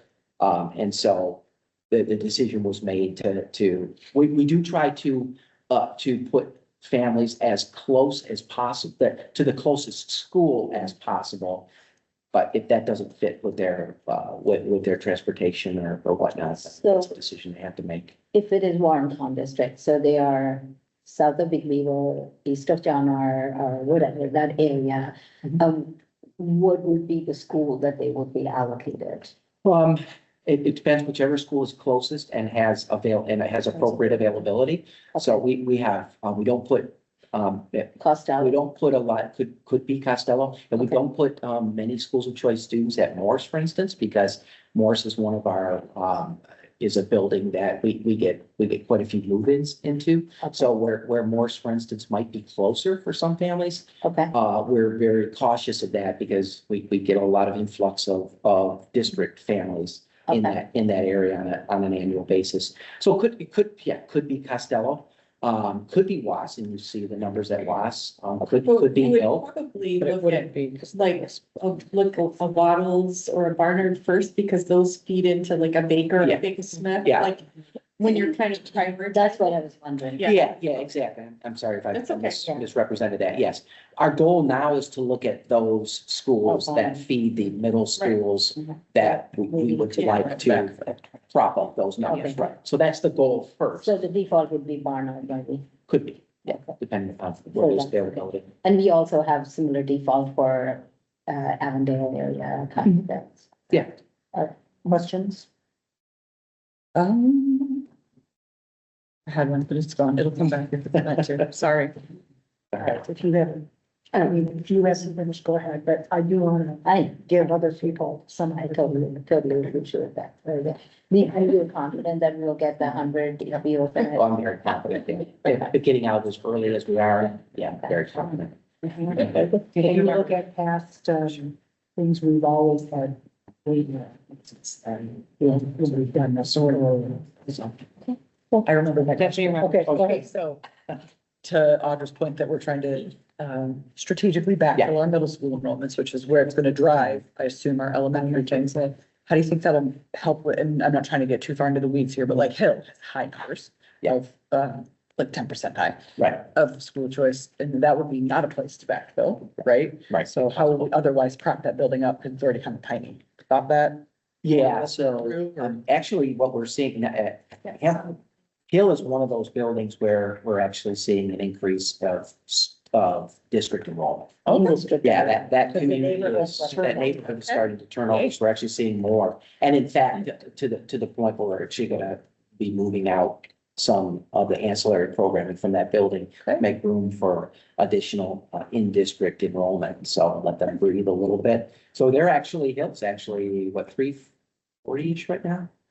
340-ish? It's not a small building anymore. Martell. One thing I think that is important that I asked Rich, because there has been at least a segment of the community where schools of choice became a bit controversial. And so we very planfully asked in the ARC survey, if there was a trade-off between closing a building or bringing on schools of choice. And do you know what can you remind us what the numbers were? I mean, because I think it was a overwhelming. Yeah, it was well over 60%. Yeah. I do know that. I remember offhand, usually pretty good about these numbers. Y'all remember offhand? Henry's gonna look it up. Yeah. We'll look it up. So I think that is helpful. I don't think we'll necessarily, there may be, a few vocal members in the community that seem to be maybe more out of the Hamilton area. Gotcha. But I think that's important, that I do think we have the community is spoken on this. And so I think we're doing the responsible thing. But I think the great thing with this is next year, if we get feedback that is not, it causes the board to think differently or want to think differently. We can shut it up. Just shut it off, and that's the nice thing. Yeah. I will say, just as an FYI, there is a bipartisan bill that, if any of you are paying attention, I actually wasn't paying attention to this one that caught me by surprise. There's a bipartisan bill dropped last week in the House to take away a school district's right to choose to be a part of schools of choice. In other words, there is a movement afoot at the state level to require districts to participate. Right now, you have to opt in. The legislation would suggest that you have to demonstrate how you could opt out by posting your. Trying to find a voucher program. Is that what you're trying to do? Trying to Get around the voucher program? Trying to force districts into choice. Saying that there will be bipartisan. Now, it has legs, I have no idea, but just as an FYI, that. So if that happens, it means if there are 300 applicants, we have to take 300. What it means is you would have to make a case for, you'd All have to, districts have to participate. yeah, you'd have to make a case for how many spots you have and or don't have. Yeah. And you would have to have the data to prove that I only have one seat available. Building capacity. Building our X% capacity, and it's available on your website. And the problem with that legislation, I mean, we have always been very purposeful with our schools of choice of saying we want to bring kids in, but we want to grow them in our system.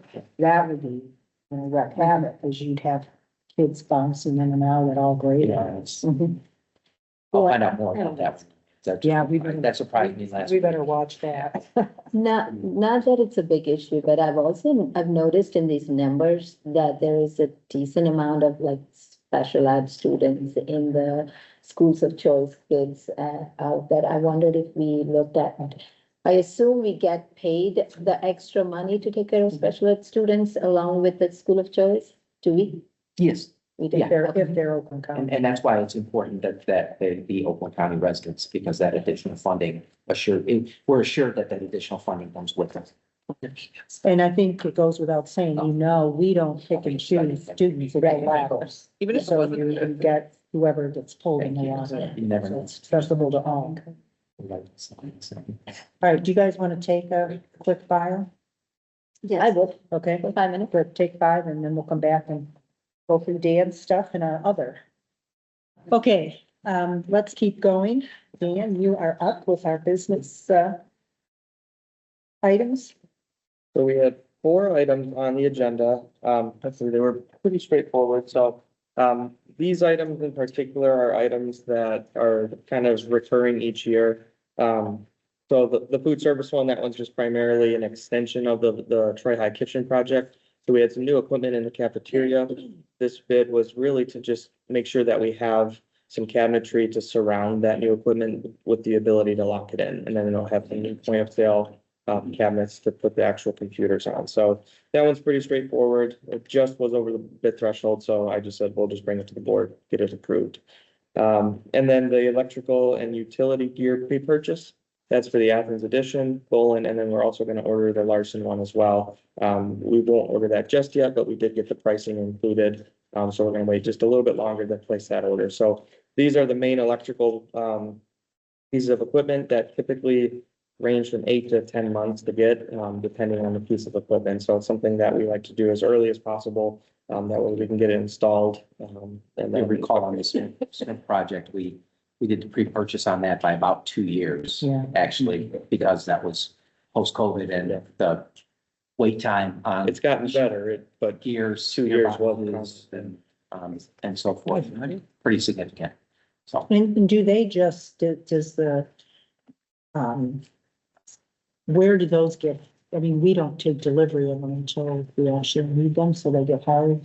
Yeah, Barton Mallow can store them. Oh, We Barton. typically store it on site once we do get it, Okay. but the lead time to even get it is 8 to 10 months. So Mhm. you place the order today and you're gonna get it hopefully by summer. Okay. So, and then there's always fluctuations. I've ordered some ahead of time thinking I was good, and then it was 3 months after that even. So it's a constant variation, but we want to get that's why we're gonna get Larson included with this as well, just to make sure that we do have it on time. So for the electrical, that included Athens, right? And then we, 3 of them, yeah. yeah, so Both we, Larson and Athens.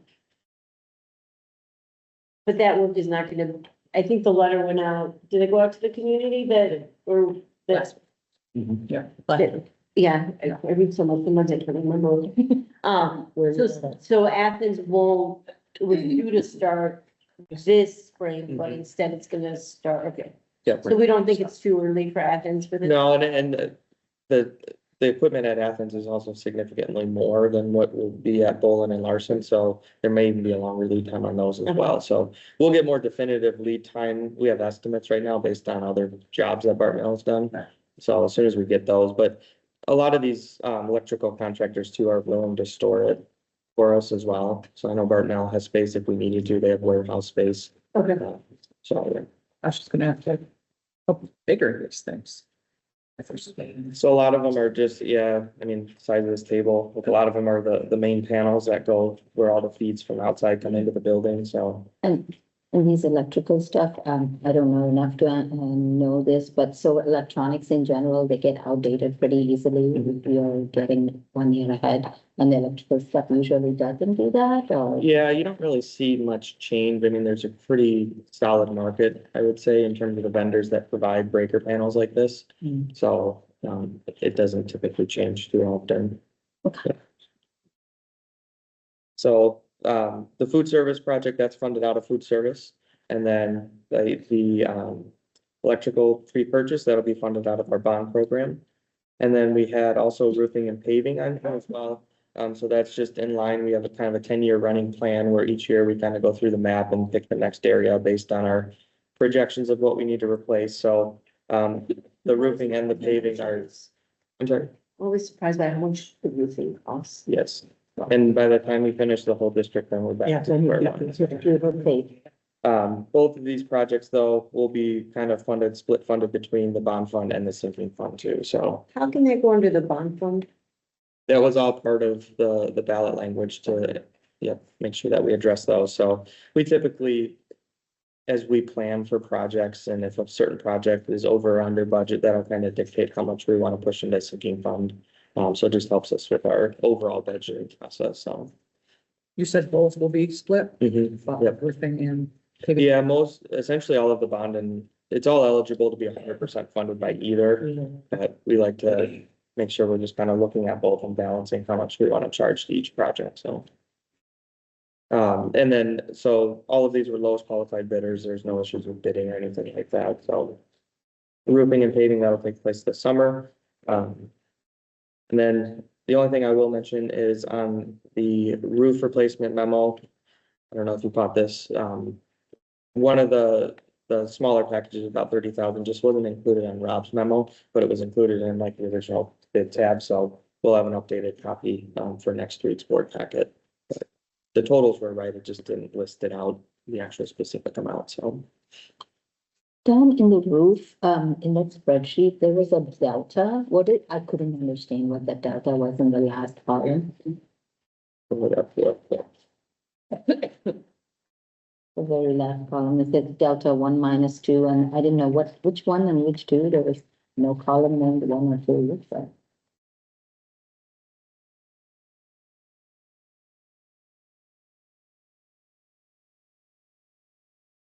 This is for the roofing. Yeah.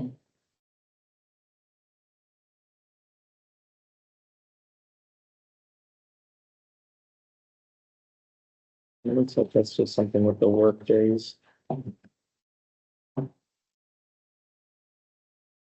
Yeah, and it's not that important, but if you could help me explain, send me a separate note. I didn't understand what the wording meant and what I was supposed to look at with that delta.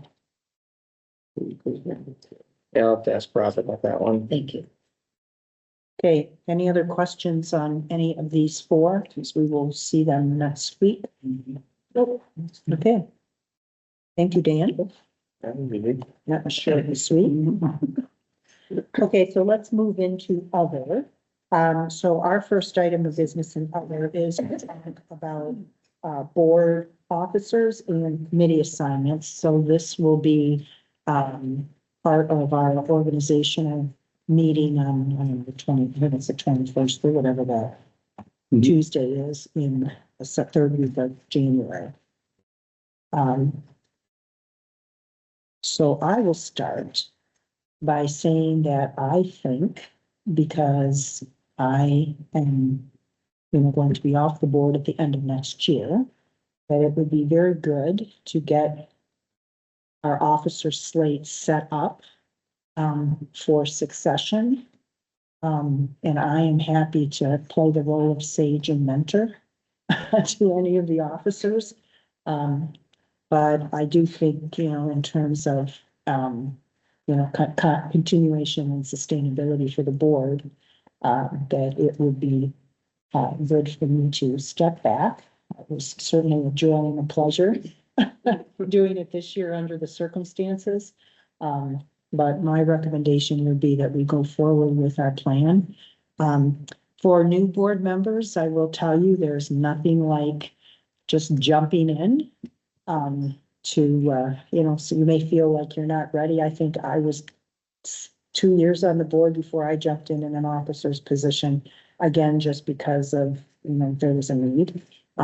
So particularly, given the fact that we have an honor board, that people have taken training, have taken the training seriously, and really spent time. I believe all of you are prepared, to take the next steps. So let's talk about Vital first. Oh my God, you put me on the spot. I wouldn't mind doing one of the officers' positions. How about the president's position? Is anyone else interested? I don't know, other than the president yet, but I don't think I'm quite ready at the. and I would say you are ready, you just don't. Yet. I don't have that yet. You have, it needs to get at least one from high school.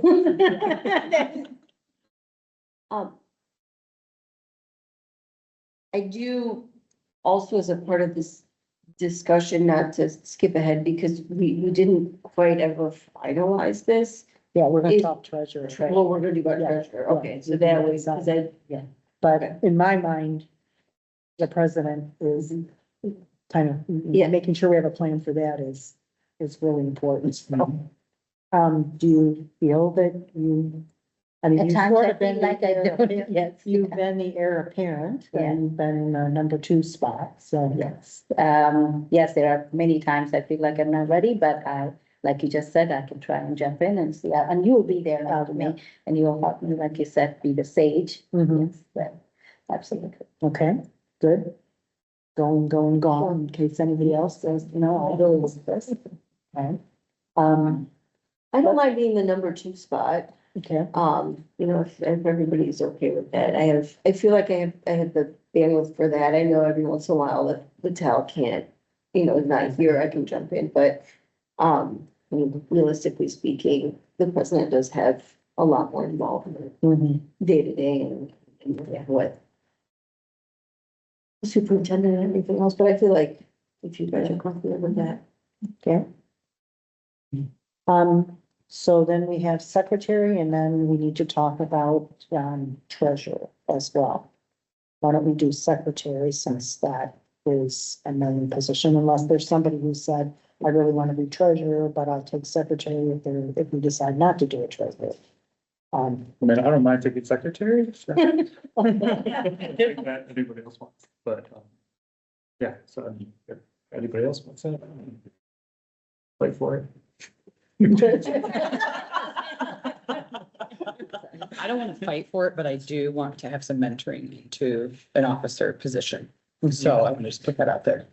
So Yeah. you can have it, but I just want to put that out there to, I guess, you and you and you. Mhm.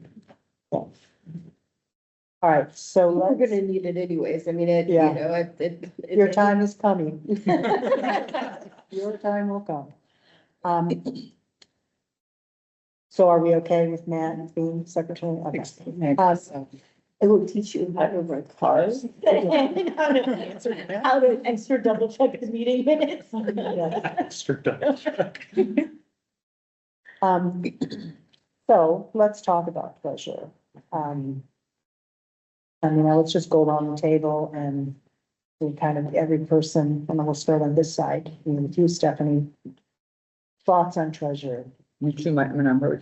I'm usually last. I'm trying to even it up. Totally done. So I did some research when we first came onto the board. That was one of the things, like, oh, go ask your colleagues around the county, and I've been attending those OSCPA meetings. And to be honest, most districts have a treasurer. They do. Their job roles fluctuate. Either way, it appears to, and I'm not saying I know, because clearly don't. It appears to provide a level of communication and transparency between district money things and the community.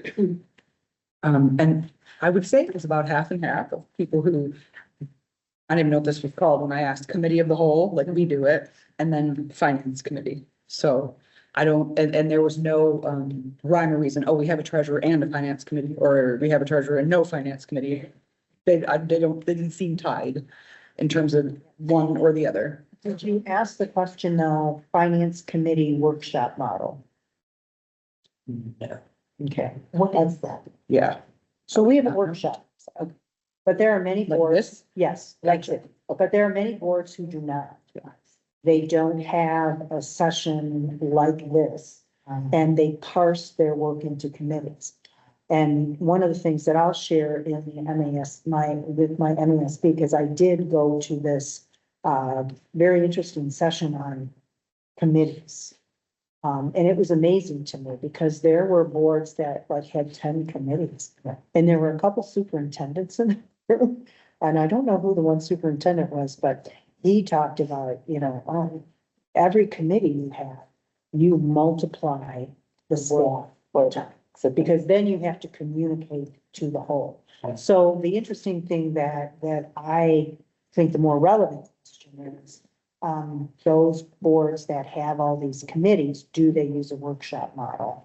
And from the discussion we had in the MASB session that I went to, That was the missing link. They did not have a workshop on it. Which kind of creates the committee of the whole concept, right? Exactly. Okay. That is the committee of the whole. Yeah, because the one district I talked to at OSCBA said they had a board treasurer, but they also did committee of the whole. Mhm. So like I said, it was Yeah. sort of mixed, like some did, some didn't, whatever. And at that time I knew like that was an important value of ours, was to maintain that communication full board, which I agree. I'd hate to be the person not on the inside, like not on the know what's happening. But by and large, most districts do have a treasurer regardless of how that works. Yes. Okay. So. Asa, thoughts? I mean, personally, and if you were looking for a treasurer, I would definitely not be it. I have no interest in doing something again. I think Dan does a great job of reporting all of our financials and things, so I'm still not completely clear what the role of the board treasurer looks like. I'm not, do you know what I mean? Like, I'm not certain what that, is that treasurer then meeting with Dan once a week and reporting to the board, or are we, you know, with this, what's called, engage, what is it called? The Financial finance committee. engagement committee, is that a? Community engagement group. Yeah, is that? Did you see that, Audra? Which, yeah, certainly. Okay, I didn't get like, cause that's, yeah, cause that was in the weekly newsletter. Yeah, I don't envision that being, that's really just kind of a finance 101 for community that's- yeah, members. Community more stuff. It's I mean, not- I guess I personally feel like for me, that would be like getting in the weeds a little bit too much for me. Not something that I think we need. I will say that the districts I talked to said those that had one typically attended some sort of financial thing on a regular basis where they were sort of like Matt, one of you, I think it's you, participates in district improvement. So I assume if there's like a district finance committee or inside the district budgeting committee, that would be a place where the treasurer might participate, just as a guess. So Yeah, in an effort to maintain fiduciary oversight. I get that. Yeah. I mean, I'm not opposed to it, but I'm not sure I see the value in it.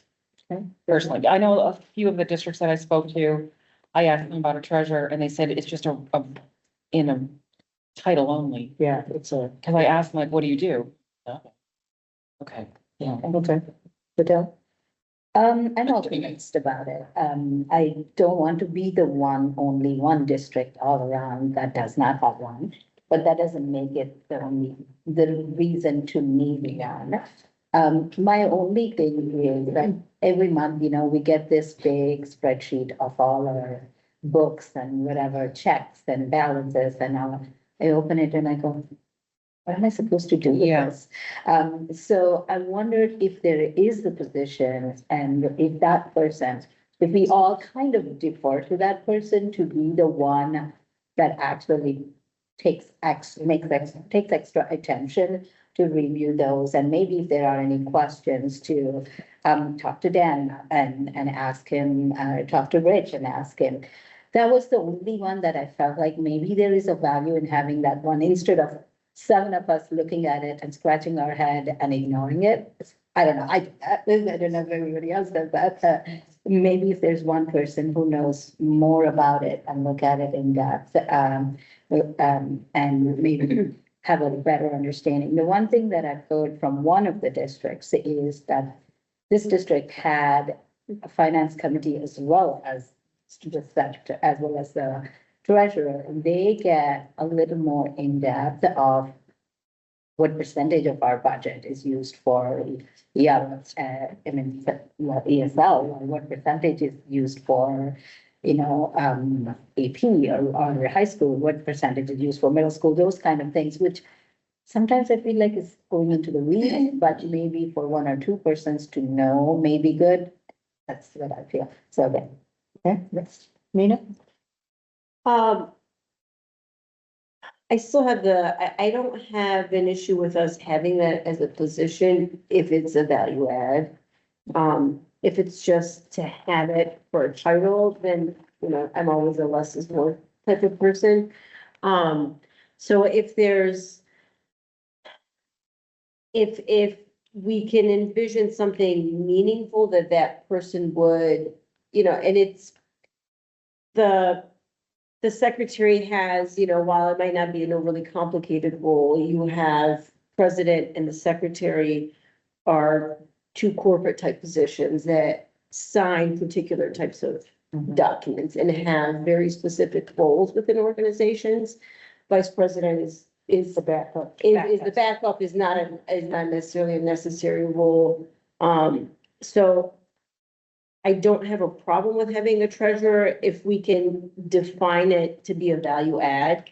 The one thing that I've said and is when we kind of initially talked about this, at the beginning, I would want to be the treasurer. So this, if we're gonna have this position, it better be something that people are actually gonna be willing to do.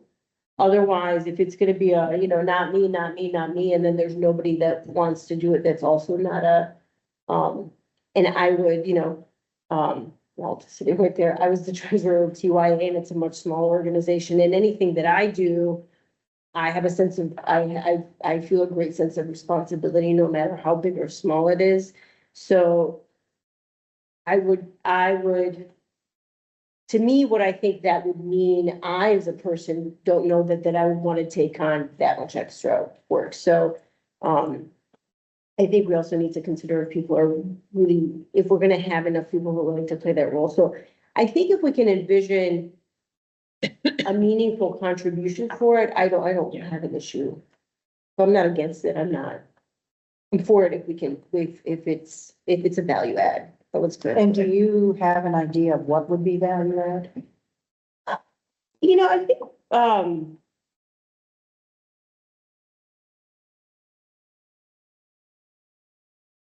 I think the value add could be, we do, Dan does give us the presentations. I don't know that we as a board, since I've been on the board, have given a whole lot of input into the budget. We review it, we make sure that, we're on budget, our finances look good and all of that. I don't know that we've ever, as a board, since I've been on there, kind of said, okay,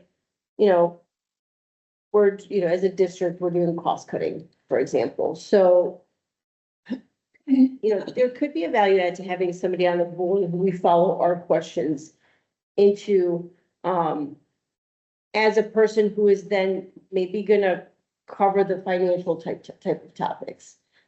Because I, as a person, right, I tend to gravitate to particular topics and things that I'll ask more questions on and kind of try to push forward. So so I guess in some sense, if that person were an intermediary for us, and to Vitel's point, somebody who maybe understands a little bit more, I know somebody had mentioned to me, I think it might have been Stephanie, I hadn't particularly paid attention to it. We have a lot of Amazon purchases. Are we paying taxes on that? How much taxes are we paying? All of these things.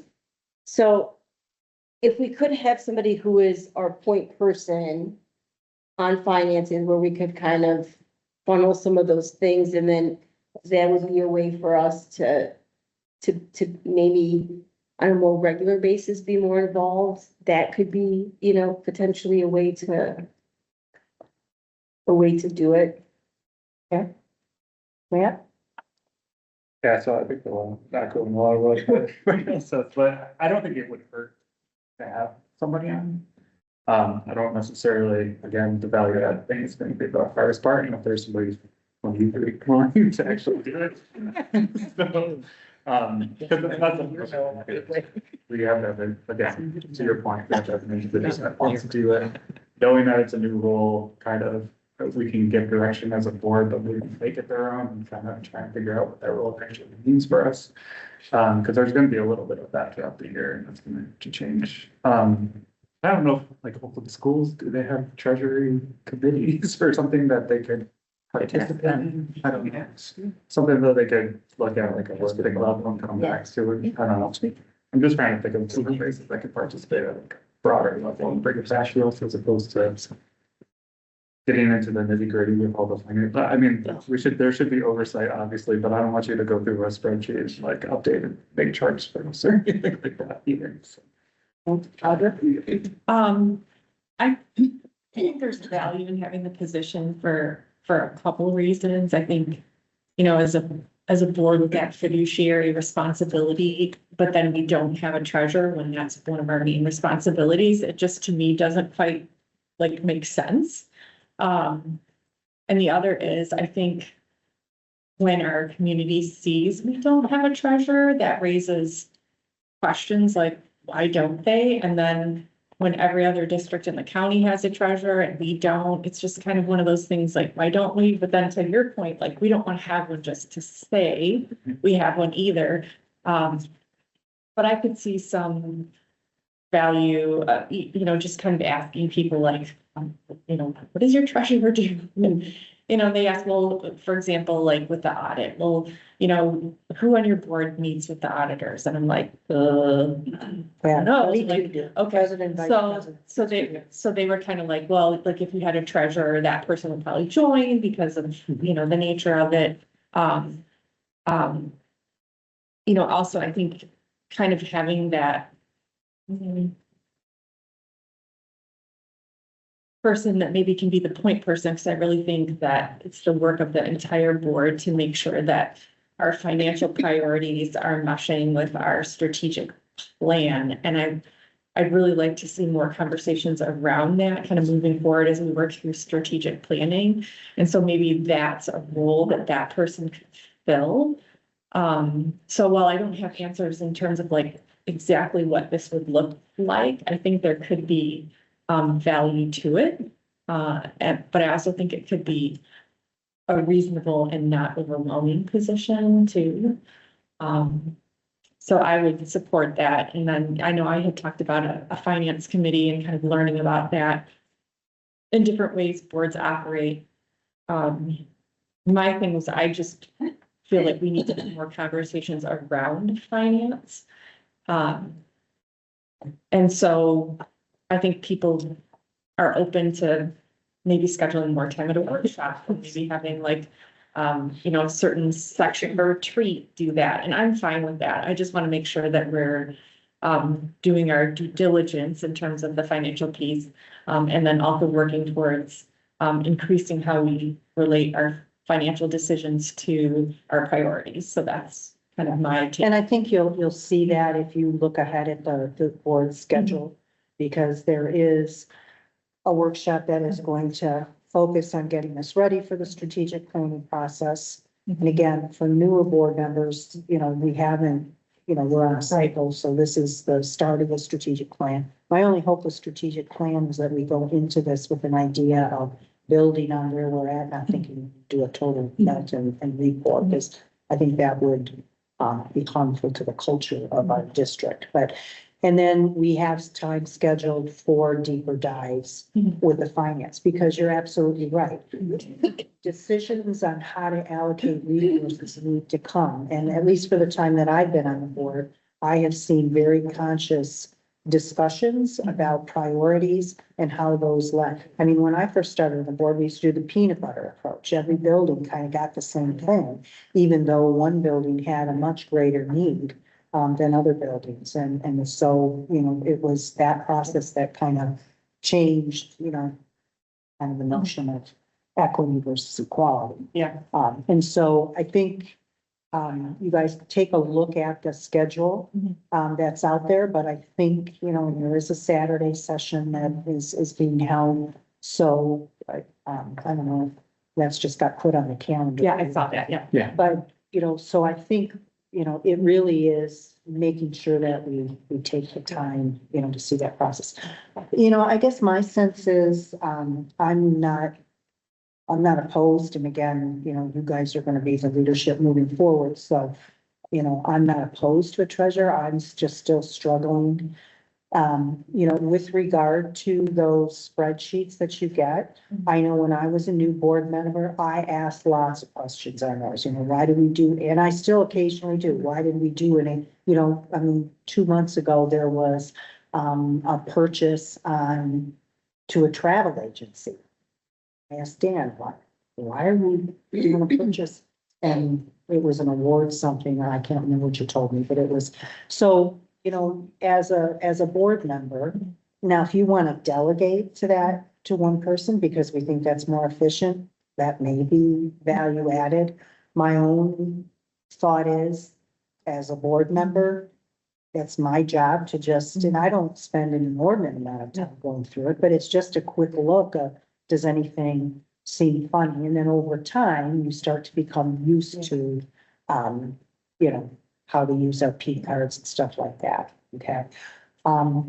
So what I do worry about though is I would not support a treasurer having access to more detailed information than the rest of the board. And I also think it gets a little bit, when the district is having their internal budget meetings to have a board meetings, members sit in that, I think that's not our role.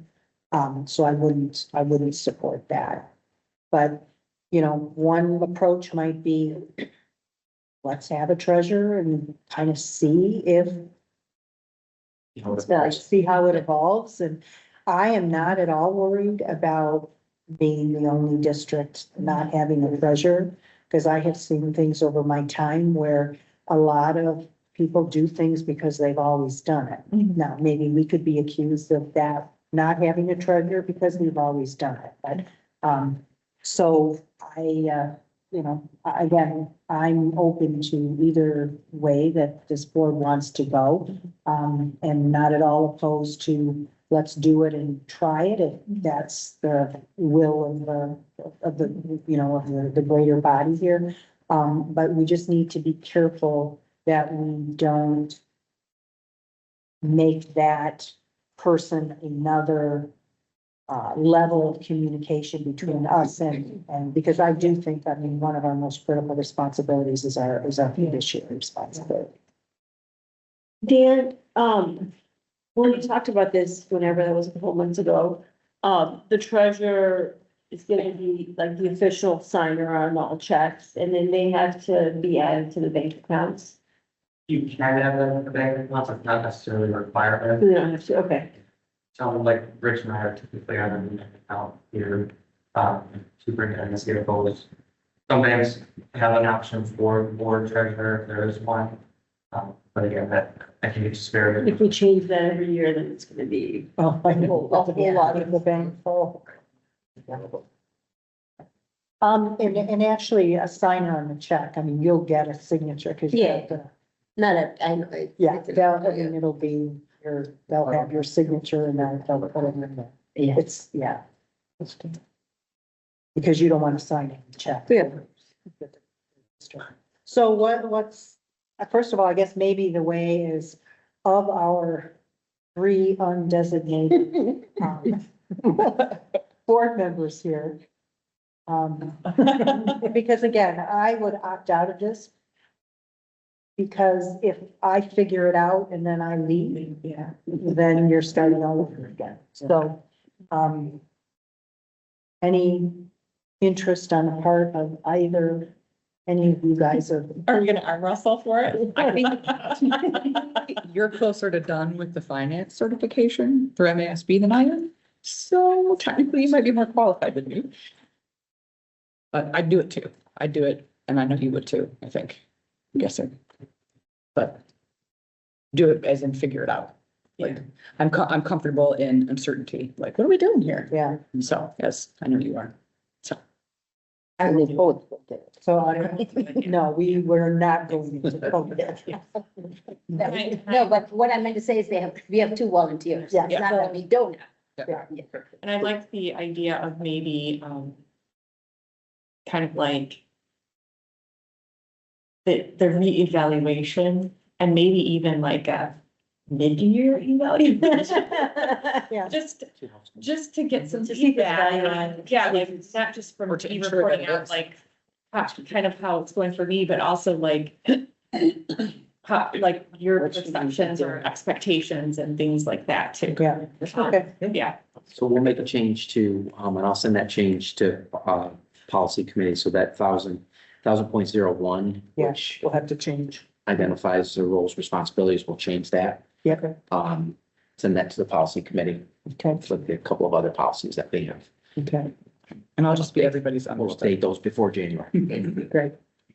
So the other part of this is committee assignments. I don't know if you can Have them here. but I wanted to. Yeah. Cast it up for. So I've been doing a government relations committee and I like that, so unless somebody else. Terrific. Yeah, you are in it. Yeah. So I've been going to those, I do like those, unless somebody else is. Yeah, Yeah, and we're fine with keeping committees as they are, if people are happy with those. The only thing I noticed is, I go to the PTO President's Council regularly, and they're only meeting twice a year anyway. And my name wasn't on it. With Amina's name on it. yeah, and then I saw that and I was like, I did not go to a one, I didn't. Yes. But they were, so. So it's actually switched the name to me. There you go. Okay. That's, So do you wanna keep doing it, Natalia? Yeah, I want to keep doing it because That's fine. that's my way of finding the pulse of the I of the can people. just, Okay, yeah. all right, so you want to keep doing that? Yeah, I want to keep doing that. The So President's the Council PTO is gonna be, That. yeah, to me. I don't want to steal your job, Matt, but I feel like the area of expertise that I'd like to contribute more is the continuous improvement team. So my contact there was Natalie for a while, and I don't know who you contacted. See, Dave. Yeah, so. But if you're interested in getting something, No, I'd like to that's- take yeah. on one Okay. more continuous. I love TYA. It's so fun, but Okay, By got the- that. By the way, the Troy Community Coalition, I don't know if they met, but I have They not did. gotten any dates or they met just once.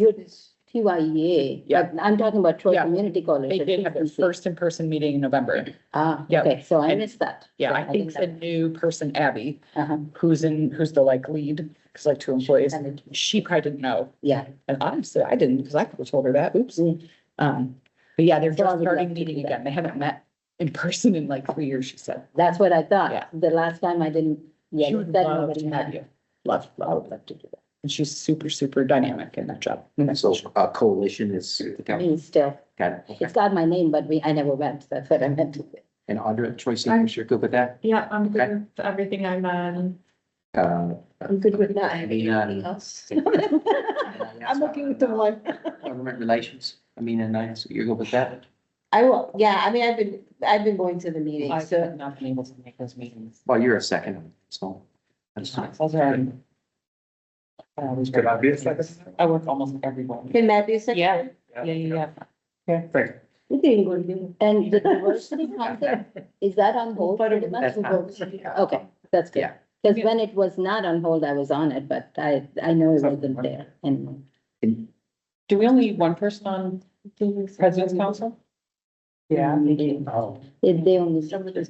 yeah. Oh. They're skinny down their meetings. Yeah, they reduced Nancy, you want to stay completely. on foundation meetings? Yeah, And then,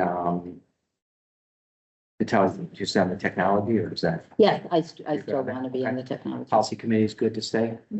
Okay, and then president, vice president, and then, sustainability, did they meet? Not that we've heard of. Okay, all right. We'll get Dan on that. Fire Dan up on the sustainability committee. All right. I think I got, so I got Nat, changed to, as the, with the government relations, I've got Stephanie on continuous improvement, and, Patel on the president's council. That was those the only changes? Yes. Okay, All right, great, thank got you. those. All right, moving on Nancy, to, update that. all right, thank you. Moving on to our next item of business are, Two. you saw the proposed, resolution from OCSBA. Are we in concurrence with, I think I've seen very reasonable. Yeah, it seems good for me. Yeah. Okay, so we will pass a resolution on Tuesday then in support of those. And then our last item before we get into general roundtable is, I know many of us, the four of us who went to the NASP conference have, kind of sprinkled bits and pieces of what we went to. Actually, it was five of us, right? I think Yeah, but, but we never really had much of a chance to, kind of do a more general sharing, so. You know, Audra, do you want to start with anything that you want to share from takeaways from the conference? I didn't, sounds awful, but there wasn't anything that was like earth shattering because I was focused on all the finance class. So I did actually finish that finance certification. Yeah. So, I mean, it wouldn't be anything really super exciting to report out. Other than if you have the chance to take more finance classes, I would recommend it because I think it just helps, you know, even having worked in the school system for as long as I did, like so much of that finance piece, you know, I had like my little building budget that I had to like figure out, but just like capital planning and all the kind of financial behind the scenes stuff that you know, there's stuff going on, but you just don't know. So I think that was really helpful. Especially as we're moving through all these bond projects. I know kind of like how we got to where we did and I went to one class on, it was like managing a construction project, which makes it sound like I'm actually supposed to be doing something to actively manage this. That's not, you know, like that's not the case at all. But it does talk about, you know, as a board member, you know, like what is your role when you've got all these projects going on? So I think it was really helpful and useful in terms of just learning more, but also learning what my roles and responsibilities are and what they aren't, which is really important too. Yeah. So yeah, that's it. Excellent. All right. Do a couple of things. So, one of the sessions that I attended was the Michigan Merit Curriculum, and I know Carl has talked about this in the past too, but, I think kind of what I got out of it, and I know that we use it to be creative, and I know that we already do this in a lot of ways, and so we've, you know, adjusted what, you know, how many credit hours a student at TCC might need versus, you know, at our traditional high schools. And so I would, you know, I would just keep encouraging us to use it to be creative. And the one thing that, you know, we're making a lot of changes, even at the high school level for students who need extra supports. And thinking about, you know, a school like Bluefield Hills, they have, I don't think it's every day, but maybe every other day that they have like a study hall type of hour. And so considering that, you know, there's 24 credit worth of hours, maybe there's some ways that we could use the Michigan Merit curriculum, even in our traditional schools, to give some flexibility and support to some of our students who might not be in an IEP, but who could maybe benefit even from a thing of like a built-in study hour per day. And, you know, and I know that there's staffing, you know, things, but to me, it seems like there might be ways that we might be able to use the Michigan Merit curriculum to be even a little bit more creative in our traditional high schools to give students support who might not be on an official plan as a way to help them get through high school as well. I attended a session on surveys, and that's for stakeholder engagement. And I know that we're going to be getting into strategic planning, but the district that presented, they use community surveys as well as part of their strategic planning. So I think that's, you know, and it's possible that the board did that in the past too. But I think that's something definitely that we should utilize as we begin that process. And a session that Stephanie and I attended together was board and superintendent communication, and Dearborn presented.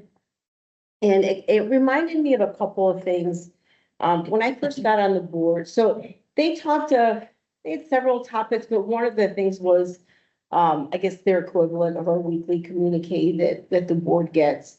And theirs is a little bit more regimented. It might look a little more like the emails that we get from the high schools. Kendra, with the different sections or what we get from the weekly newsletter. So maybe,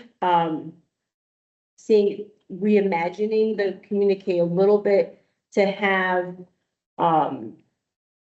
to have maybe more regular updates for things that we are, as a board, that we are tracking and that we might be interested in.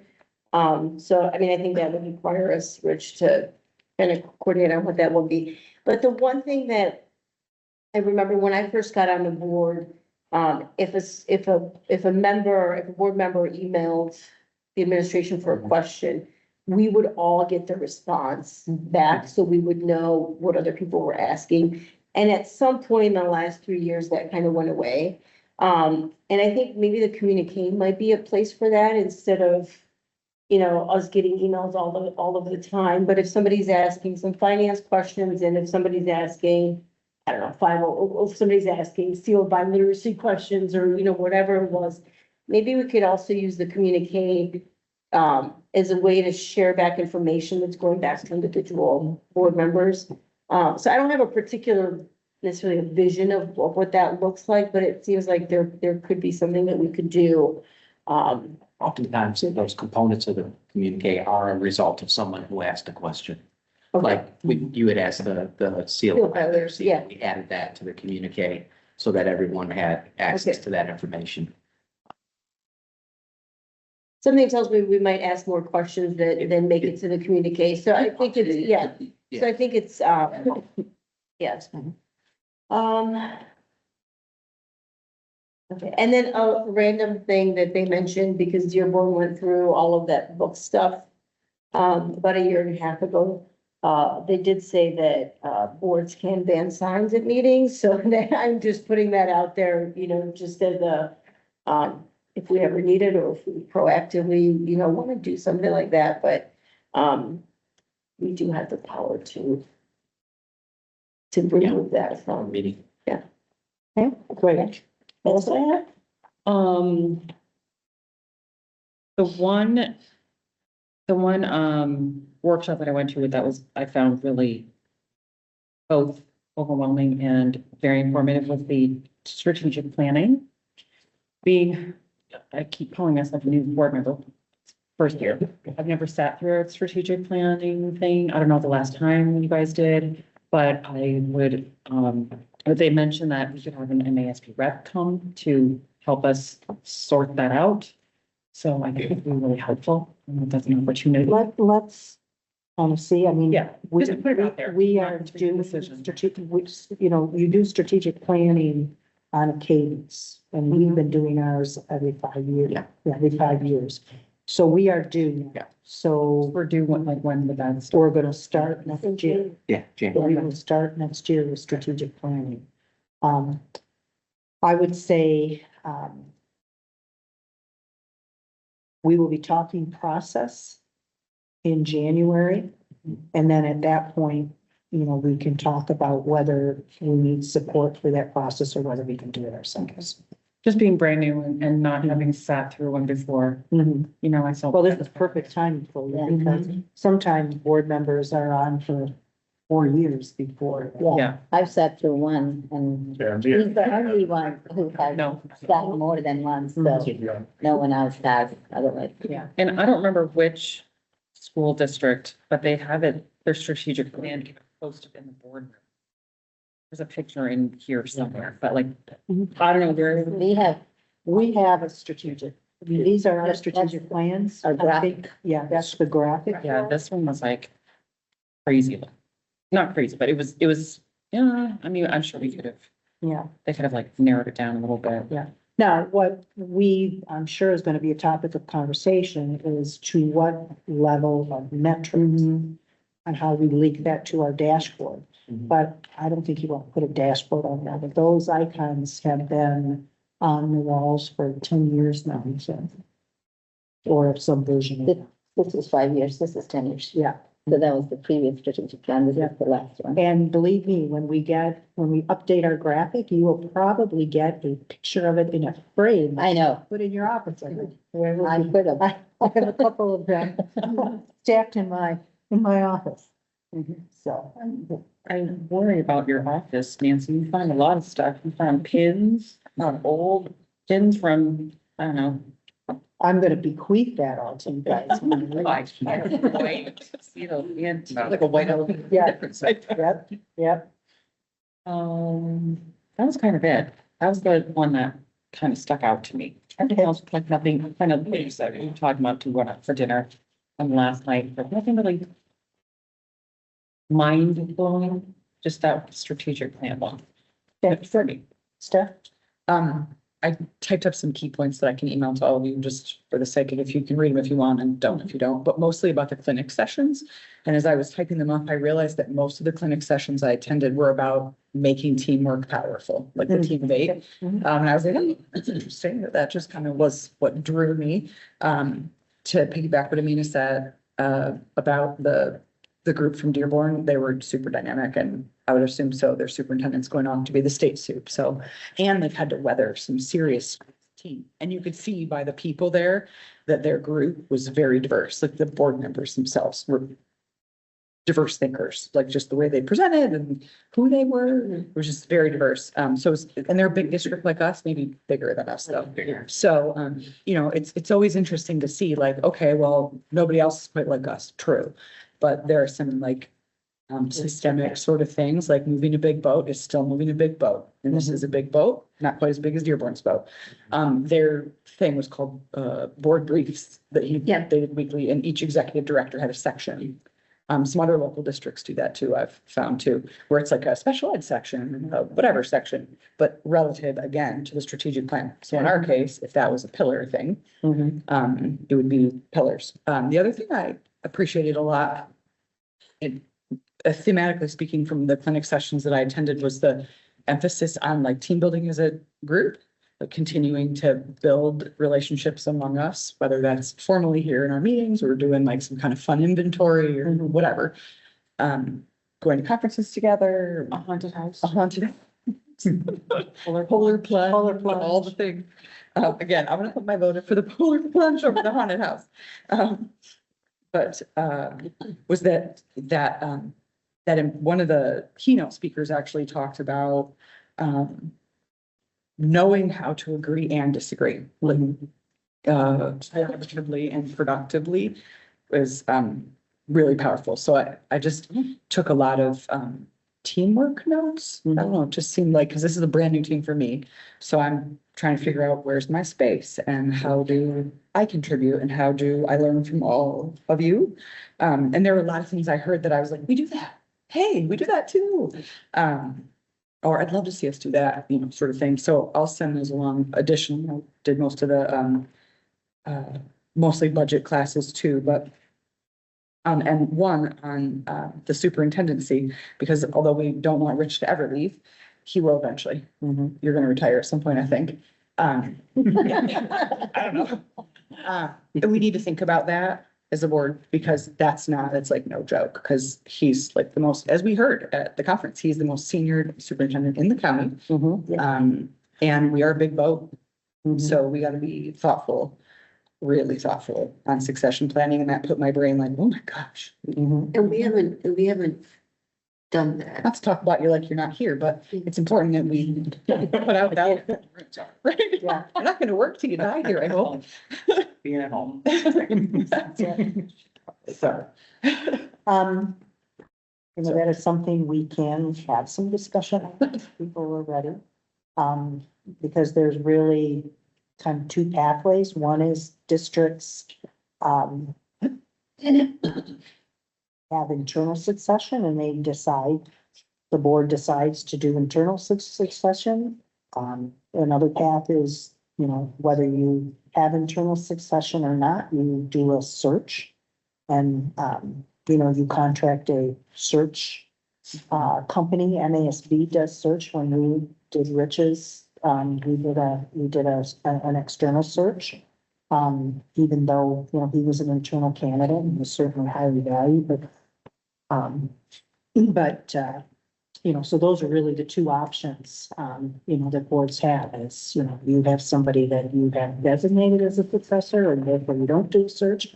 Or even if you have strong internal candidates, you still choose to do a search. So Nancy, last year I did it at MASB last year, I attended one of the classes that I took was on succession planning. And not all of that discussion was necessarily even making those decisions.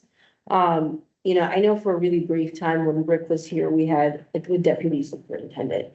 Part of the succession planning was even us as a board knowing ahead of time if something were to happen and we need, right, because we have about like 24 or 48 hours to name an interim superintendent. Yeah. So part of the succession planning is not Right. necessarily choosing who our next superintendent Right. is. But It's saying that we don't need to have an emergency meeting to decide who our interim superintendent is.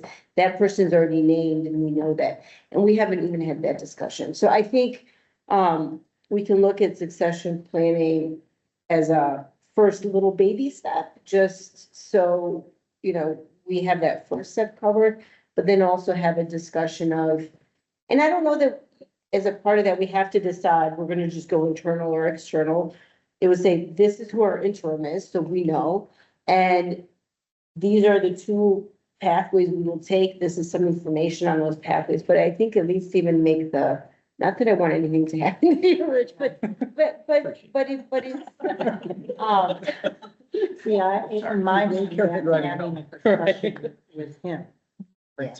Because I think that becomes, I would very heavily weigh on his recommendation. okay, So when he's out of the office, who does he put in charge? And,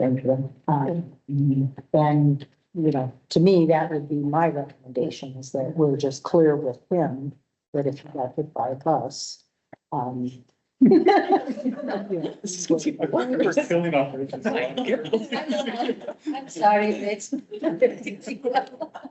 This is kind of like, like the wills and trusts, it's not a conversation about taking care of your kids. You're like, you don't want that to happen, but, but your point is well. but I would like to have at least that Understood. that understanding in January. So just so we can have that in place, the longer term of, how and what we do a term, that's separate, but at least for us to have an understanding, so we don't have to have some type of emergency meeting where we don't know what we're supposed to be doing. The other thing with succession plan, with the superintendent process is, even if you are looking at, internal versus external, you do want to, again, gather community input on, what are the valuable attributes that, you are looking for in a superintendent. And so there is a community engagement piece of this. Other thing that makes this process so incredibly fun is you will do all of your interviewing in public. In the initial part, when you're discussing who your final candidate pool is, you do that in public, but at least you get to say candidate A, candidate B, candidate C, out of privacy concerns for the candidates because they have jobs. So it is you'll love the process. It's a very interesting process. Non-forgiving process. Yeah.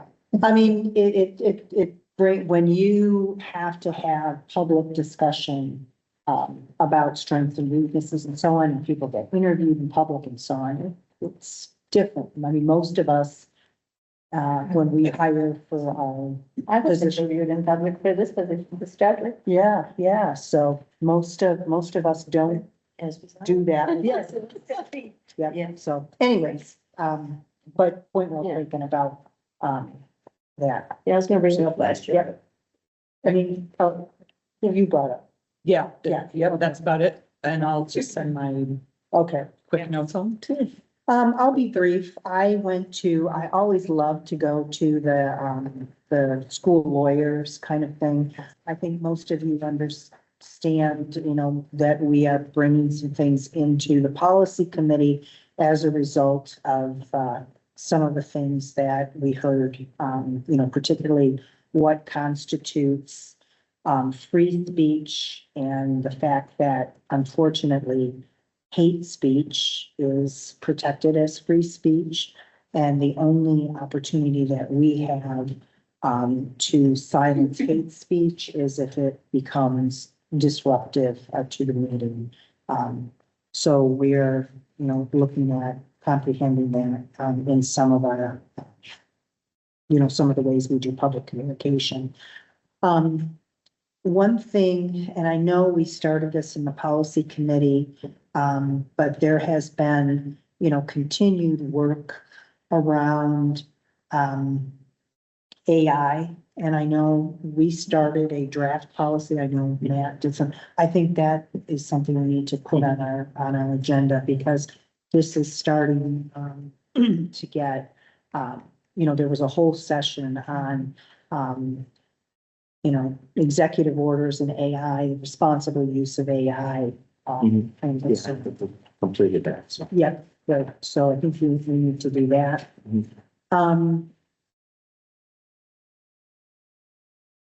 I also attended, and I won't belabor this, but I attended that session on, committees. And it was very interesting because MASB, the gentleman that was teaching it, who also happened to have been a school board member in a district in the middle of the state, basically really challenged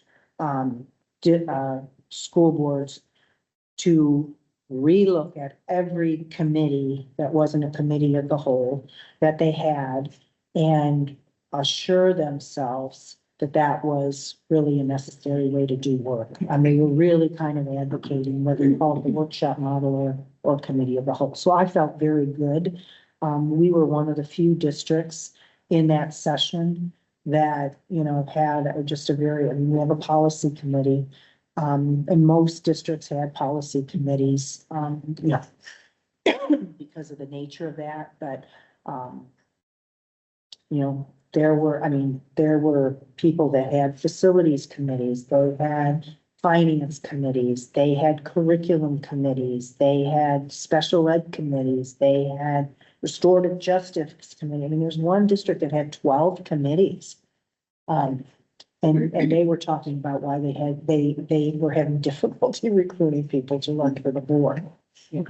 So in any event, I thought that was rather validating. And then the other one that I went to, which I thought was really good, was the use of AI as a board member. The fact that you can go into the it was the school AI. The thing that was interesting for me, because I don't know about you, but all my software now is always popping up all these AI options. Oh, you can summarize this.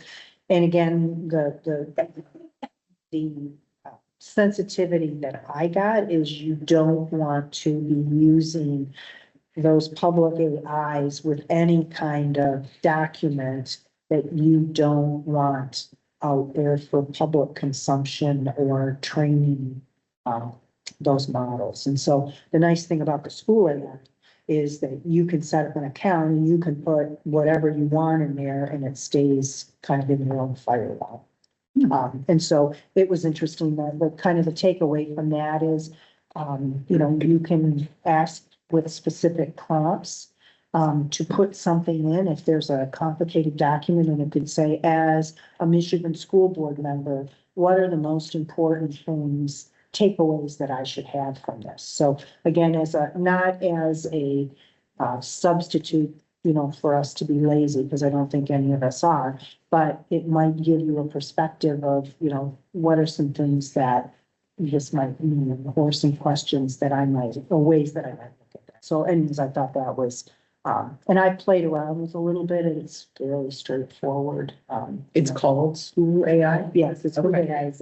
Yep. So anyways, I also thought that some of the speakers, the keynote speakers, were quite interesting.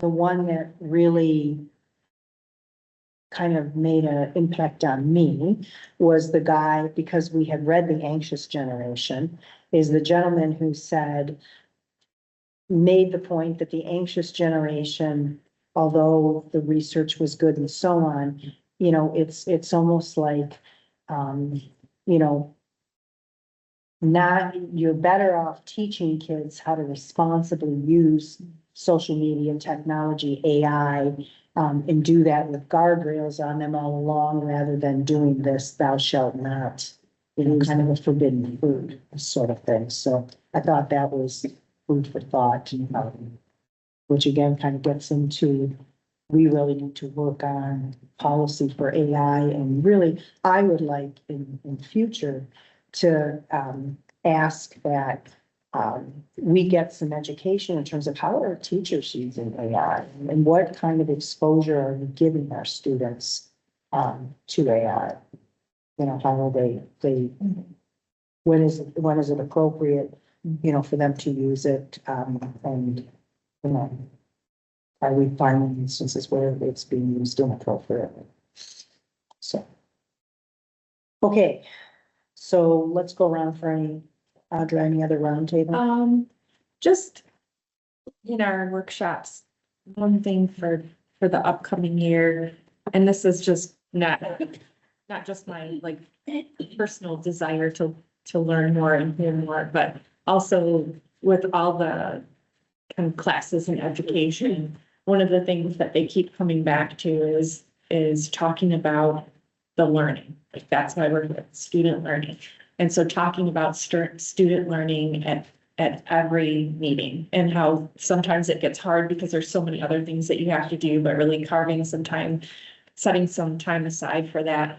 So I'd like to find a way to get, I guess, more regular updates from the teaching and learning department around the things that we're really prioritizing. So like we're talking about like achievement gaps a lot, and we had really good reporting last month about that. So kind of like, okay, here's where we're at.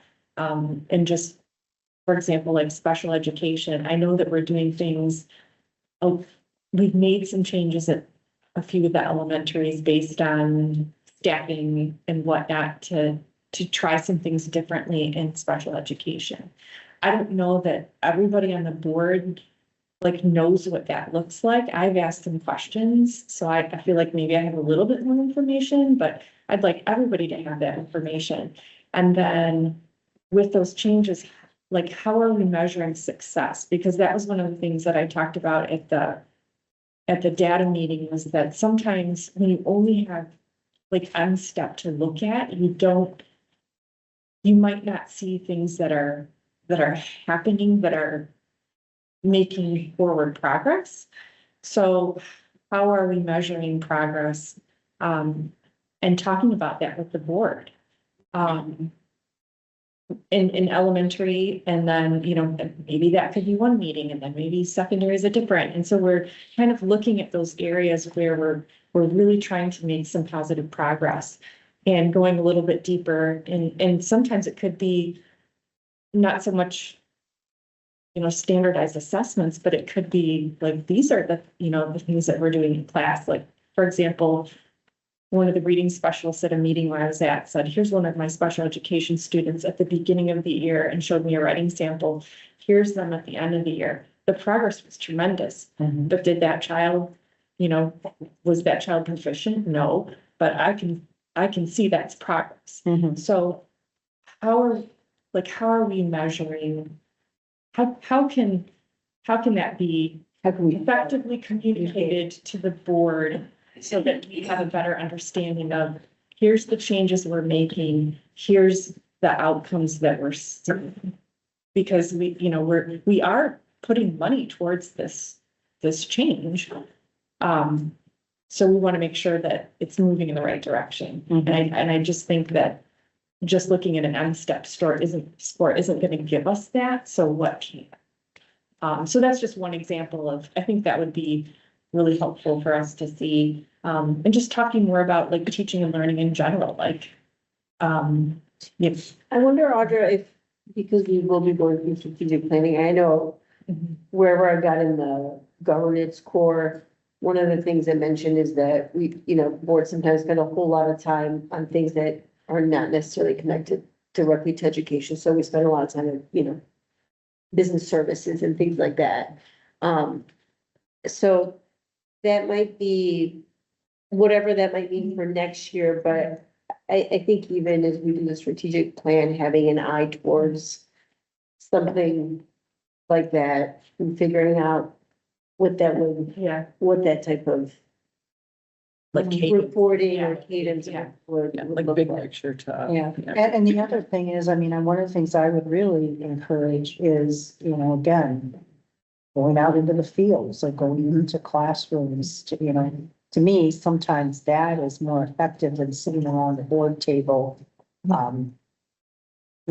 having somebody show you something. And it may be a mix of both, but I guess what I would suggest is that, because I know Vitel and I had this, that as opposed to, I get a little worried when MASB kind of makes these things like, you should be doing this, you should be doing that. And that's, kind of fine for us to think about, but I don't want that to become the end. And what I say is, if there are things we aren't talking about, like you raised a specific, then let's bring those forward, because, this is our time to spend as we want. Okay. So. Matt? I don't have anything. I just want to see, so we went on, a bunch of us went on this visit last week, and I thank you for organizing that, but I think that was a nice visit for those who weren't able to attend. We went to a first and third grade ELA classroom. So for example, with the third grade, it was nice to see, the kids were writing when we came in there, and the teacher was working with them, and then, she reviewed, a very specific grammar lesson. It was, the difference between simple and compound sentences. So, it's nice to see some of the changes that were made based on the curriculum adoption last year. So, so I'm happy that we went ahead and adopted those, changes on top of the current curriculum. Instead of waiting, just so we don't have, because we do have, a pretty large gap of kids who didn't necessarily get all of it direct instruction. So it was, the visit was really nice. The teachers did a good job, and it was nice for us it was nice for me to see. Okay, great. Yes, I also attended, so I echo all of the comments, and yes, I really loved it, both the first grade and the third grade. I do have one comment, one positive observation, and one kind of discussion. First positive observation, the board packet, for a while, and that's what we discussed, was I felt like there wasn't, to me, enough, there was more financial stuff, more purchasing this, purchasing that, and not as much the curriculum. But the last few board packets, I was specifically looking for it, and I saw plenty of content when it comes to classroom, when it comes to curriculum, when it comes to, for us learning what's going on in the classroom. So thank you, Rich, if you have made any changes, but it definitely shows. And it also helps me that this particular board packet, we got it on Friday, and we got all of the packet, which gives me plenty of time to read and to go through all of those. Unlike the last couple of times we had some. It was actually released on Thursday. Okay, Thursday. Thank you. Thank you so much. That is definitely helpful. Yep. And if we can try and get that, I understand there's last minute things that will get added, but as much as possible, if we can do that, that would help. Part of the communique, there was this full 11th grade class ELA credit. Oh, I did not understand the need for it, and maybe some other time, if you can try and help, understand that would be good. Okay.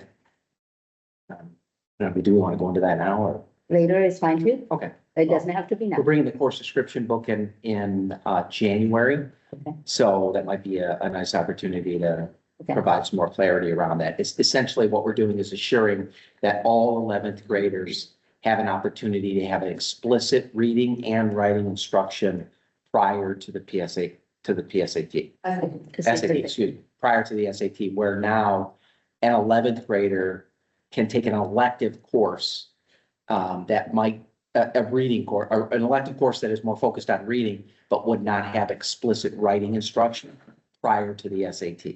So we're assuring that there is more rigor built into that 11th grade course through the lens of some choice for the students. So they will still have choice, but all of those choice options, both reading and writing, will be more rigorous.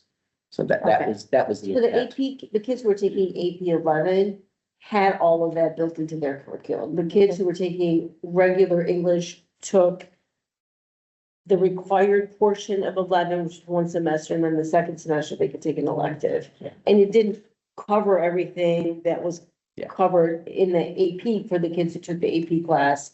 And then it was not all on there. Okay, so, which means every 11th grader from next year on, I understand it's not from this year, will have to take either an AP 11 or this 11 for year class, is that what you're saying? Okay. Okay, which means they'll have lesser options to take, let's say if they wanted to take a theater studies class, I don't know. if No, that's- within those reading and writing courses, there are 3 options Yes, Okay. that allow for some Yeah. flexibility. But the electives will move from 11th grade to 12th 12th grade. grade, So okay. the same choice, the opportunity for choice will just be shifted by a year. So as we studied student achievement at the high school in ELA, we saw a progression from 9 to 11 of student scores dipping. And so we started addressing that when we changed our 9th grade curriculum to ensure high levels of learning for all, our 10th grade curriculum to ensure high levels of learning for all. And now our 11th grade previously had some students who only took 1 semester of a structured ELA and then took an elective that was not aligned specifically to those 11th and 12th grade standards. So moving forward, all students will take a full year of structured 11th grade ELA. It'll look different, either AP or 2 semesters of structured. And then senior year, students will have 2 semesters of choice. They can either take AP language, or they can take 2 semesters of a choice of electives for ELA. And then in a year, what you'll see is those ELA electives will be aligned to ensure that they all go aligned with our 11th and 12th grade electives. So they won't just move, they will move and change in a Okay. year. So we've methodically, post-COVID, been working through that ELA curriculum. I appreciate that. Thank you so much. Okay, Dora. The last topic is the fun topic. Previously, not this year, we've had, as a board, some kind of a holiday gathering at one of our places with the families. I know it's too late for this holidays, maybe. I was wondering if we should discuss it and have it, maybe after the meeting. Okay, and I'll offer to host. Yay. Team building, I like it. That's a fun thing. Do you have a pool of water? You can pull. Yeah. We'll get it from the pool. Yes, we'll get her Sana. Yeah. I'll bring the for me, son. My other was the NASB stuff. Okay. That's it. I just had a few things. One, I wanted to say kudos. I thought Matt and his team did a fantastic job tonight. It's really pleasant to see this type of data being used in athletics and to see this like new life being breathed into athletics. That sort of reorients ourselves about what our values are. And Matt, I think, is doing a fantastic job leading the way there. I'd also like to second the compliment on the Bemis visit. The staff was passionate and working very hard to demonstrate to us student learning. It was wonderful to see kids in classrooms, and I mean, they're just adorable, the cute things they say and the things they do. And Harleen, the principal, also was a fabulous hostess to us, and I was glad to see get in a classroom. I would say sort of to go with that, I'd love to move our way up and see some middle school ELA particularly, just to see progression of learning and skills. And then on the community end, I went to that continuing conversation event a week or so ago that Dr. Yancey hosted. Honestly, I don't think it was like publicized really well. The attendance was pretty low, but the content was really powerful. They had a fantastic opening speaker. And it was all about like taking care of yourself and knowing who you are, where you are. And I just was like, wow, I just wish more people could hear this. But Dr. Yancey and the speaker she found and the structure she used for the event was really quite, it really created a sense of belonging and a nice diverse, I know you're there, and a nice diverse group of folks. Made me look forward to the next session, which is, I think, January 22nd. So consider attending. Unfortunately, that was, the communication on that one did get out as quickly, and Chantel didn't pull it together as quickly as we would have liked, but she has since, she has the next in the series ready to go. Yeah. And those will be well publicized. So I think we'll get a better turnout. Yeah, it's already out and about. Well, I think honestly, what confused me at first was, what is this? Like, I wasn't sure what I was going to, but typically Dr. Yancey's stuff is good. So I was like, hey, whatever.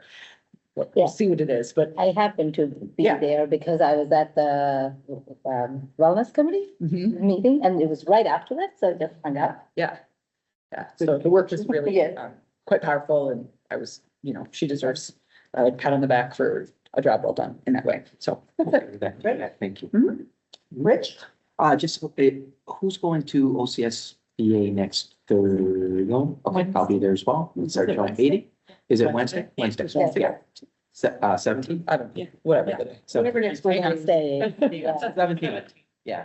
Wednesday. Tomorrow. Is it? So I'll be there as well. So that's good to know. We'll be well represented. I had mentioned to Nancy, I confirmed with per a request of this group a couple of months or so ago.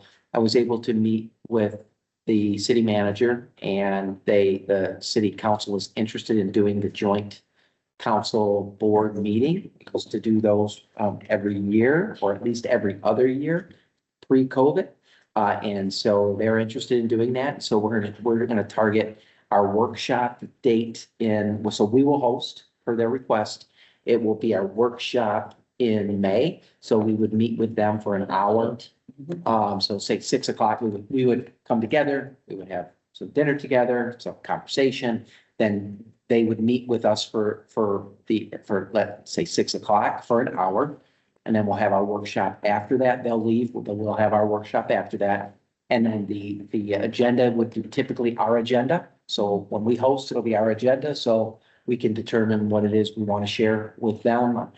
Assuming, Smith will be pretty much done by then. So, us sharing kind of an update of where we are with bond projects and or whatever, whatever else is on the horizon that we want to share with them. Make them jealous.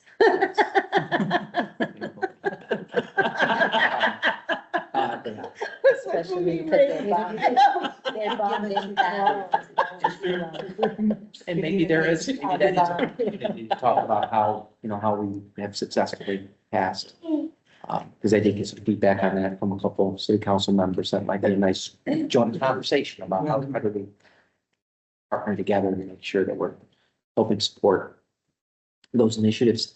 And then there'll be now, and then next year, the idea would be that next year they would host us. So we're getting that back and going. And just a reminder that central office will be closed the week of the 29th through the 2nd. So that second week of the holiday break, the central office will be closed. There'll be a few people working, but enrollment and those offices, technology will be closed. And when do you guys move into the other building? We'll move back the end of March. The goal is about around spring break time. Okay, to move back. I'm excited because having to come here for the workshop completely throws me off. They're making really good progress. You're gonna just get into the mindset of always coming here. Yeah, I know. And then we'll change it. That's all I had. So the only thing, that I would mention, and I know, Battelle had raised this, so if you look carefully at the calendar, you would see that there is a conflict between our June 2nd workshop and TCCHS's graduation. Rich and I had talked about that, and, it was like, should we ask them to move graduation or should we move our workshop? We kind of said if they've already told their students that June 2nd is the date, which they have, then we would move our workshop. So it'll go out with the calendar for next year, but if you want to just make a note to hold that Monday, which I think is first. for our workshop, and then, we'll graduate the next day. Oh, there's no meetings in June, right? Our meetings moves from Yeah. June second to June fourth. Yeah. There's the June meeting. Yes, and the reason we can't move it to June 9th is Oh, that the Troy, the golf is on the 9th, so TFE's golf outing is on the 9th, And which. you want to celebrate my birthday on June first. Okay. Yeah. I didn't think of asking this earlier. Do we have any updates on 31AA? I know we have till Last week. the 30th. Once the decision comes down, we'll have to the 30th, but I where, haven't gotten any updates, nor do I think anything went out. They had I two, haven't seen anything for Oakland County. there were two court hearings, last week, Wednesday and Thursday. And there were two arguments, I should say, and the key argument was with the state, was with the state of Michigan, the courts in the state. Yeah. But I have not gotten any updates yet as to how that went. The expectation was that, Both the 13th, I think. sometime. yeah, that the judge was gonna turn around some at least preliminary findings or preliminary thoughts on the matter prior of the 11th, 12th-ish. Mhm. And then we have until what date to rescind? The 30th. Is it Yeah, the end of December. Yeah. end of December to rescind? So hopefully there's a lot of, I think there's plenty of time. I just thought maybe you had heard. Yeah, no, unfortunately, not heard anything yet. But there are some districts that I keep seeing news flashes that districts that have decided to sign up. They have decided regardless of the outcome that they would sign, yeah. I've talked to other Oakland County school districts and they don't plan on taking them. It's kind of mixed. Yeah. Yeah, okay. All right, well, thank you for a good meeting. We will officially adjourn if there is no further business. And we will see you all next week for our last board meeting of the year.